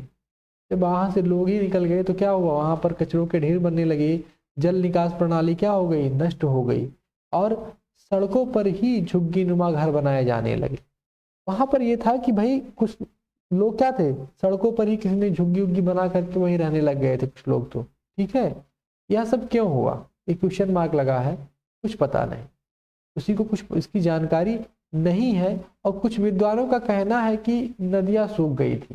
कुछ विद्वान कहते हैं कि नदियां क्या हो गई थी, सूख गए थे, क्योंकि ये जो शहर थे वो कहाँ बसे हुए थे, नदियों के किनारे बसे हुए थे, और वहीं से अपना जीवन यापन करते, क्योंकि पानी की उनकी जो दैनिक नीड थी या जरूरत थी वो कहाँ से पूरी होती थी, नदियों से पूरी होती थी। अन्य का कहना है कि जंगल का विनाश हो गया था। कोई कोई कहता है कि वहाँ जो जंगल थे उनका क्या हो गया था, विनाश हो गया था। इसका कारण यह हो सकता है कि ईंट पकाने के लिए ईंधन की जरूरत पड़ती थी। से जो ईंटें थी वो कैसे पकाई जाती थी, जरूरी जाहिर सी बात है ईंटों को पकाने के लिए से आजकल भट्ठे होते हैं ना, तो वहां पर लकड़ी के ईंधन की जरूरत पड़ती रही होगी। लेकिन जब जंगल ही खत्म हो गए तो ईंट पकाने की ईंट कैसे पकेंगे, ईंट पकेंगे नहीं। तो इस वजह से क्या था, ईंट पकाने के लिए ईंधन की जरूरत पड़ती थी। इसके अलावा क्या था, मवेशियों के बड़े बड़े झुंडों से चारागाह और घास वाले मैदान समाप्त हो गए होंगे। इनका कहना है कि वहाँ जो मवेशी थे, जो पशु थे, उन्होंने क्या किया होगा, जो आसपास के जो मैदान थे घास के, उनको खा करके समाप्त कर दिया गया होगा और किसी दूसरे इलाके में चले गए होंगे। इस तरीके की उनकी अवधारणा थी। कुछ इलाकों में बाढ़ आ गई, जैसे कई शहर मैंने आपको दिखाया ना, और उसके अलावा भी बहुत सारे शहर हैं। तकरीबन आप देखेंगे तो सैकड़ों में आपको शहर मिल जाएंगे, सैकड़ों में क्या, सैकड़ों के अंदर ही मिल जाएंगे। तो बहुत सारे शहर आपको छोटे बड़े मिला करके बहुत ज़्यादा मिल जाएंगे। और हर शहर के लिए आप एक ही कारण नहीं दे सकते हैं कि वहीं पर वहाँ बाढ़ आ गई होगी तो सब जगह तो बाढ़ आ नहीं गई होगी। एक जगह मान लीजिए झुंड में खा करके खत्म कर दिए होंगे चारागाह, तो सब जगह खत्म कर दिए होंगे, ऐसा हो नहीं सकता। तो विद्वान जो होते थे, जो पुरातत्वविद थे, वो अपना अलग अलग कयास लगाते थे कि क्या हुआ होगा वहाँ पर। लेकिन इन कारणों से यह स्पष्ट नहीं हो पाता कि सभी नगरों का अंत कैसे हो गया। लेकिन फिर भी एक सवाल ये छोड़ जाता है कि इन नगरों का अंत कैसे हुआ होगा और सभी नगरों का अंत कैसे हुआ, ये कोई नहीं बता पाया। क्योंकि बाढ़ और नदियों के सूखने का असर कुछ ही इलाकों में हुआ होगा। जैसे बाढ़ आती ही है तो जो नदी के बहुत ज़्यादा समीप है या जो नदी के बहुत ज़्यादा करीब है उनमें हुआ होना चाहिए, या ऐसा तो था नहीं कि हर जगह एक साथ ही बाढ़ आ गई होगी। तो ये भी बात निकल करके आती है कि जायज़ सी बात थी कि ऐसा सबके लिए संभव नहीं था।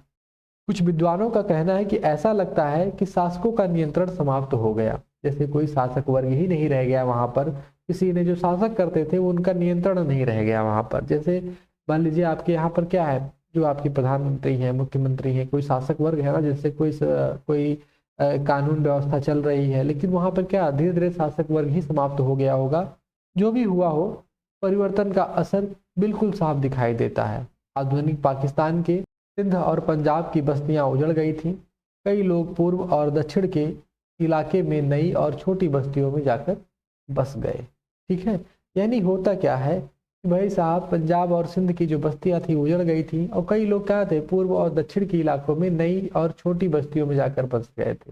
यानी उन्होंने क्यों अपना घर छोड़ा, इसके बारे में कोई खास जानकारी हमें नहीं मिलती। लेकिन हाँ, बहुत ही डीप से अगर आपको पढ़ना है तो इसके बारे में और आप आगे भी पढ़ सकते हैं। इसके बारे में मैंने जो ये सभ्यता है इसके बारे में एक मतलब बहुत ही लॉन्ग तरीके से, बहुत डीप तरीके से हमने एक सीरीज बनाई है अपनी वीडियो, अपने जो चैनल पे। उसको भी आप सिंधु घाटी की सभ्यता जो हमने एक बनाई है सीरीज, उसको भी जाके आप देख सकते हैं। वहाँ से भी आपको बहुत सारी जानकारियाँ, सिंधु घाटी सभ्यता की पूरी सीरीज है जो कि कब तकरीबन 7-8 वीडियोज में बने हुए हैं, उसको भी आप देख सकते हैं। देखेंगे कि ये चीज़ें जो हम यहाँ पर जो आप क्लास 6 में पढ़ रहे हैं, तो बच्चों आपको इतनी जानकारी ही दी जाती है जो आपके जानने के लायक हो। आपको बहुत बड़ा लेवल नहीं बताया जाता है, क्योंकि धीरे धीरे आप पढ़ते रहेंगे इन चीज़ों के बारे में और भी जानेंगे। ठीक है, कहा जा रहा है कि इसके लगभग 1400 साल बाद नए नगरों का विकास हुआ।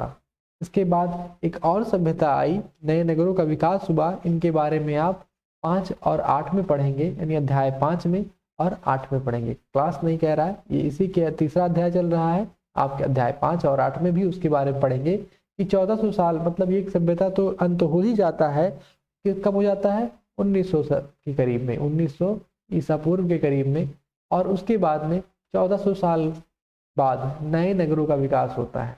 ठीक है, तो अब नए नगरों का जो विकास होता है उसके बारे में आप कब पढ़ेंगे, 5 और 8 में पढ़ेंगे। अन्यत्र की बात कर लेते हैं। अन्यत्र मतलब जो आपके इस उपमहाद्वीप से, उपमहाद्वीप से क्या है, अलग है। अब इसकी बात नहीं कर रहे हैं आप, इस कहीं अन्य जा रहे हैं, कहीं दूसरी जगह जा रहे हैं, और कहाँ जा रहे हैं वो भी बात कर लेते हैं। ये कह रहे हैं कि अपने एटलस में मिस्र ढूंढो, नील नदी के आसपास वाले इलाकों को छोड़कर मिस्र का अधिकांश भाग रेगिस्तान है। आपको मिस्र ढूंढना है, क्योंकि ऐसा नहीं था कि हमारे यहाँ हड़प्पा सभ्यता ही विकसित हो रही थी। देश के अलग अलग भागों में बहुत सारी सभ्यताएं विकसित हुई हैं, लेकिन सबसे पुरानी सभ्यता कौन सी मानी जाती है आज भी, हड़प्पा की ही मानी जाती है। यानी जो नगर ये बसे थे, इसके बाद ही जो बाकी नगर बसे थे, ये नगर थे, लेकिन बाकी जगहों पर क्या थे, गांव बसे हुए थे। तो हमने सबसे पहली जो सभ्यता थी जो हमारे यहाँ बसी थी वो नगर की थी, शहर की सभ्यता थी, लेकिन बाकी जगहों की सभ्यता ऐसे शहरीय नहीं थी। तो जो मिस्र की बात कर रहा है ये भी एक सभ्यता वहां भी विकसित हुई थी। तो कह रहा है कि अपने एटलस, आपके पास अगर एटलस की किताब हो तो उसमें मिस्र को ढूंढो, और नील नदी, उसमें एक नदी मिलेगी जो नील नदी के आसपास ये सभ्यता कहाँ थी, जैसे हमारी सभ्यता थी हड़प्पा जो थी, हड़प्पा कहाँ थी, हड़प्पा आपको सिंधु नदी के किनारे देखने को मिली है ना, सिंधु और उसकी सहायक नदी के किनारे। लेकिन जो मिस्र था वो कहाँ मिली है, नील नदी के किनारे मिलेगी आपको। आसपास वाले इलाकों कह रहा देखिए, और इसमें क्या होता है कि जो नील नदी के आसपास वाले इलाके को छोड़कर जो इसके आसपास इलाका है उसको छोड़ दीजिएगा तो मिस्र का अधिकांश भाग क्या है, रेगिस्तान है, मतलब वहाँ कुछ नहीं होता है, सूखा है वो पूरी तरीके से। लगभग 5000 साल पहले मिस्र में शासन करने वाले राजाओं ने सोना, चांदी, हाथीदार, लकड़ी और हीरे जवाहरात लाने के लिए अपनी सेनाएं दूर दूर तक भेजी। मतलब अपने लोगों को भेजा शासक ने कि भाई जाइए और हमारे पास सोना चांदी ये सब लेकर के आइए बाहर से, जहाँ जहाँ से मिलता है, क्योंकि उनको शौक रहा होगा उस चीज़ का। इन्होंने बड़े बड़े मकबरे बनवाए जिन्हें पिरामिड का के नाम से जाना जाता है। क्यों, देखिए ये पिरामिड बना हुआ है, ठीक है, ये मकबरा है एक तरीके से, इसके अंदर एक तरीके से घर भी होता है। ठीक है, तो ये उन्होंने बड़े बड़े क्या बनाए, मकबरे बनवाए जिन्हें पिरामिड कहा जाता है। तो राजाओं के मरने के बाद उनके शवों को इन्हीं पिरामिडों में दफनाकर सुरक्षित रखा जाता था। यानी जब राजा मर जाते थे तो इन्हीं पिरामिडों में क्या किया जाता था, उनको दफना दिया जाता था। ठीक है, इन शवों को ममी कहा जाता था। अब जो ये राजा के जो शव होते थे उनको क्या क्या कहा जाता था, ममी कहा जाता था। यानी जो मर जाते थे तो उनको एक तरीके से जो उनके शव होते थे उनको ममी में कन्वर्ट किया जाता था। यही बड़ी लंबी जटिल प्रक्रिया थी। तो इसके बारे में भी आप थोड़ा सा आगे जानेंगे, मम्मी कहा जाता था। ठीक है, ये भी याद रखिएगा, इंपॉर्टेंट है थोड़ा सा। उनके शवों के साथ और भी अनेक चीज़ें दफनाई जाती थी। जैसे मेहरगढ़ में आपने एक देखा था कि वहाँ पर बकरी दफनाई गई थी लोगों के साथ में। तो जो यहाँ के शासक वर्ग थे इसमें बड़े लोगों को ही दफनाया जाता था इन पिरामिडों में, ऐसा माना जाता था। और उनके जो शासक वर्ग थे उन्हीं को दफनाया जाता था। और उनके साथ में, उनके शवों के साथ क्या थी, अनेक चीज़ें दफनाई जाती थी।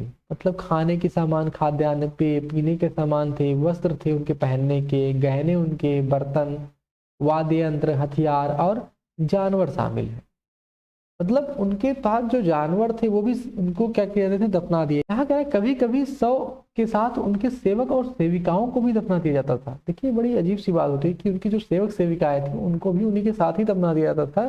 ठीक है, दुनिया के इतिहास में शवों को दफनाने की परंपरा को देखते हुए मिस्र में सबसे ज्यादा धन दौलत खर्च किया जाता था। यानी आप सोचिए कि यहाँ पर अगर किसी को दफनाया जाता था तो उसके साथ कितना सामान जाता था। ठीक है, वो गहने, वस्त्र, खाने पीने के सामान, उनके सेवक सेविकाएं, उनके वाद्य यंत्र, हथियार उनके लड़ने के लिए। तो अब आप सोचिए कि भाई साहब इतना सामान आप किसी के साथ दफनाएंगे तो खर्चा तो लगेगा ही लगेगा। ठीक है, तो वही ये कहा जा रहा है कि जो इतिहास में क्या होता था कि अगर कोई शव दफनाया जा रहा है तो वो परंपरा मिस्र में जो सबसे ज्यादा धन दौलत खर्च किया जाता था इस्लाम पे, भाई वहां पर अगर कोई मर गया तो भाई अब उनको जो दफनाने के लिए इतने सामान ढूंढ ढूंढ के लाएंगे लोग, तो कितना खर्चा हो जाएगा। तो वही यहाँ बात हो रही है।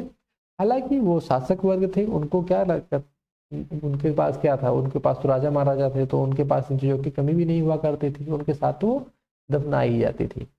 अब यहाँ एक क्वेश्चन बन के निकल के आता है, क्या तुम्हें लगता है कि मरने के बाद इन राजाओं को इन चीज़ों की जरूरत पड़ी होगी? अब बड़ा क्वेश्चन मार्क लग गया, इंटरव्यू का सवाल भी हो गया। या मैं वैसे ही कह लूँ कि आपकी एक तार्किक शक्ति को, मैं आपके दिमाग को मैं थोड़ा सा पढ़ना चाहता हूँ कि भाई आप कितना इसमें अटेंटिव हैं, तो मैं आप क्या बोलेंगे। देखिए, आप कहेंगे कि भाई अगर आज की तरीके बात करेंगे तो बिल्कुल नहीं, उनको इन चीज़ों की कोई ज़रूरत नहीं पड़ी होगी, क्यों? क्योंकि तो वो मर चुके हैं। लेकिन उस समय के जो लोग थे उनकी ये मान्यता रहती है कि भाई शरीर भले यहाँ रह जाता होगा, ये किसी परलोक में चले जाते होंगे। परलोक मतलब दूसरे लोक में, पर मतलब दूसरा होता है, लोक मतलब जगह होती है, परलोक। तो परलोक में जाते होंगे जहां पर हो सकता है इनको इन सामान की जरूरत पड़े, वहां पर ये सामान ना रहते हो, तो इसलिए वो अपने तरफ से उन सामानों को उनको भेंट चढ़ाते थे। ठीक है, तो वो उनकी एक लोक मान्यता थी, उनका ऐसा मानना था। लेकिन आज हमसे पूछा जाएगा तो हम क्या कहेंगे, नहीं, जो आपकी अगर उसमें से शरीर का है और उसमें से प्राण निकल गए, या आप कि किसी की मृत्यु हो जाती है, तो दोबारा उठ करके वो क्या करता है, उस जीवन में, इस संसार में नहीं आता, और वो उन सामानों का क्या यूज ही कर पाएगा। ठीक है, क्योंकि आपको पता होगा कि भाई कोई सामान नहीं जाता, वो तो वहीं पड़े खराब हो जाएगा। ठीक है, तो इस तरीके से आप उसका आंसर अपने अपने तर्क पे दे सकते हैं। अगर कोई और आंसर आपको आता है तो आप वो भी लिख सकते हैं। ठीक है, चलिए, आता है कल्पना करो, तो कल्पना आप ही करिएगा। हमारी कल्पना हमारी जगह, आपकी कल्पना अपनी जगह। और करने को क्या कह रहा है कि तुम अपने माता पिता के साथ 4000 साल पहले लोथल से मोहनजोदड़ो की यात्रा कर रहे हो। आपका लोथल कहाँ पड़ता है? गुजरात में पड़ता है ना। ठीक है, लोथल कहाँ पड़ता है आपका? गुजरात में पड़ता है, एक यहाँ पर। ठीक है, एक लोथल यहाँ मिल गया था आपको, और मोहनजोदड़ो यहाँ कहीं मिला हुआ था। ठीक है, और यहाँ से एक यात्रा करनी हो आपको मोहनजोदड़ो से, किसकी? यहाँ पे मोहनजोदड़ो मिल गया था, मोहन जोदड़ो। ठीक है, और यहाँ पे लोथल मिल गया था आपको मैप में। ठीक है, अब ये कह रहा है भाई साहब कि आपको मोहनजोदड़ो से लोथल की यात्रा करनी हो कब? 4000 साल पहले। कुछ लोग कहेंगे तो हम करेंगे नहीं यात्रा, तो आपको क्या करनी है? कल्पना करनी है, इमेजिन करना है। ठीक है, सोचना है। ठीक है, अब यह बताओ तुम यात्रा कैसे करोगे, कैसे यात्रा करोगे आप बताओ। आप कहोगे नहीं मैं तो मोटरसाइकिल से चला जाऊंगा, ट्रेन से चला जाऊंगा, क्योंकि उस समय तो ट्रेन थी ही नहीं, मोटरसाइकिल तो थी ही नहीं। ठीक है, और 4000 साल पहले यात्रा कैसे करिएगा आप बताइए अब मुझे। ठीक है, तुम्हारे माता पिता यात्रा के लिए अपने साथ क्या क्या ले जाएंगे? अब यात्रा में तुम रास्ते में क्या क्या ले जाओगे अपने लिए? ठीक है, इससे लंबी यात्रा होती है तो लोग क्या ले जाते हैं अपने लिए? खाने पीने का सामान ले जाते हैं। तो वैसे तुम भी क्या ले जाओगे? और मोहनजोदाड़ो में तुम क्या देखोगे? देखिए, मोहनजोदाड़ो में मैंने क्या क्या बताया है। सबसे पहले तो आप ग्रेट बाथ देखेंगे ना, वहाँ पर जो विशाल स्नानागार मिला हुआ है, ये तो मैं देखूंगा जरूर अगर मुझे जाने का अवसर मिलेगा तो इस तरीके से आप क्या क्या चीजें वहां देखेंगे, यात्रा कैसे करेंगे, और ये आपकी तार्किक शक्ति पर निर्भर करता है। क्योंकि ध्यान रखिएगा, उस समय हमारे पास ट्रेन नहीं थी, जाने के यात्रा के साधन भी हमारे पास बहुत कम थे। यात्रा के साधन क्या थे? यात्रा के साधन जो आप देखेंगे ना, यात्रा साधन, यही बहुत कम थे। तो कल्पना करिए और अपने हिसाब से उन चीजों को बताइए। ठीक है, चलिए, यहाँ पर था, आओ याद करें। तो ये जो क्वेश्चन के आंसर हम आपको अगले वीडियो में ही देते हैं, अलग अलग वीडियो बनाया जाता है इसके लिए, जिसमें क्वेश्चनों के आंसर हम करवाते हैं। ठीक है, उपयोगी शब्द आपने यहाँ कुछ देखे हैं, नगर, नगर दुर्ग, शासक, लिपिक, मुहर, शिल्पकार, धातु, विशेषज्ञ, कच्चा माल, हल, सिंचाई। कोई ऐसा शब्द नहीं है जिसके बारे में मैंने आपको ना बताया हो। जो भी चीजें मैंने आपको बहुत ही क्लियरली बताई है और बहुत ही डीपली इनको समझा दिया गया है। आओ चर्चा करें या आओ करके देखें। जैसे मैंने चीज़ें बताई थी आपको, मैं आपको अगले ही वीडियो में इन चीज़ों के बारे में एक वीडियो देता हूं, जिनका सोल्यूशन आपको पूरी तरीके से मिल जाता है। कुछ महत्वपूर्ण तिथियों के बारे में बात की गई है, लेकिन ध्यान रखिएगा, इनको अगर आप अपने तरीके से भी सॉल्व करिएगा, मैं अपना एक सोल्यूशन तो देता ही हूँ, लेकिन इन चीज़ों को आप खुद ही भी प्रैक्टिस करिएगा, जिससे आपकी आंसर राइटिंग अच्छी हो जाए। ठीक है बच्चों, अगर मैंने ये बताया ना कि आप अगर अच्छी तैयारी करना चाहते हैं, किसी एक बड़े सर्विस की तैयारी करना चाहते हैं, क्योंकि छोटी तैयारियां क्या होती है जिसमें आजकल एमसीक्यू आ रहे हैं, उनके लिए आपका नोट्स पर्याप्त है। लेकिन अगर आप चाहते हैं कि अपने जीवन में किसी बड़े पद पर जाना चाहते हैं, तो आप इन आंसर राइटिंग का प्रयास जरूर करिएगा। ठीक है, महत्वपूर्ण तिथियों के बारे में कहा जाए तो मेहर में कपास की खेती लगभग कितने साल पहले हुई है? 7000 साल पहले हुई है। तो ये भी याद रखिएगा, मैं इसको यहाँ पर हाईलाइट भी कर दे रहा हूँ। ठीक है, नगरों का आरंभ माना जाता है कब? 4700 साल पहले। यानी ऐसा नहीं था कि शहरों का विकास केवल आज ही हुआ है, 4700 साल पहले नगरों का आरंभ हो चुका था, शुरुआत हो चुकी थी। हड़प्पा के नगरों के अंत की शुरुआत कब हुई है?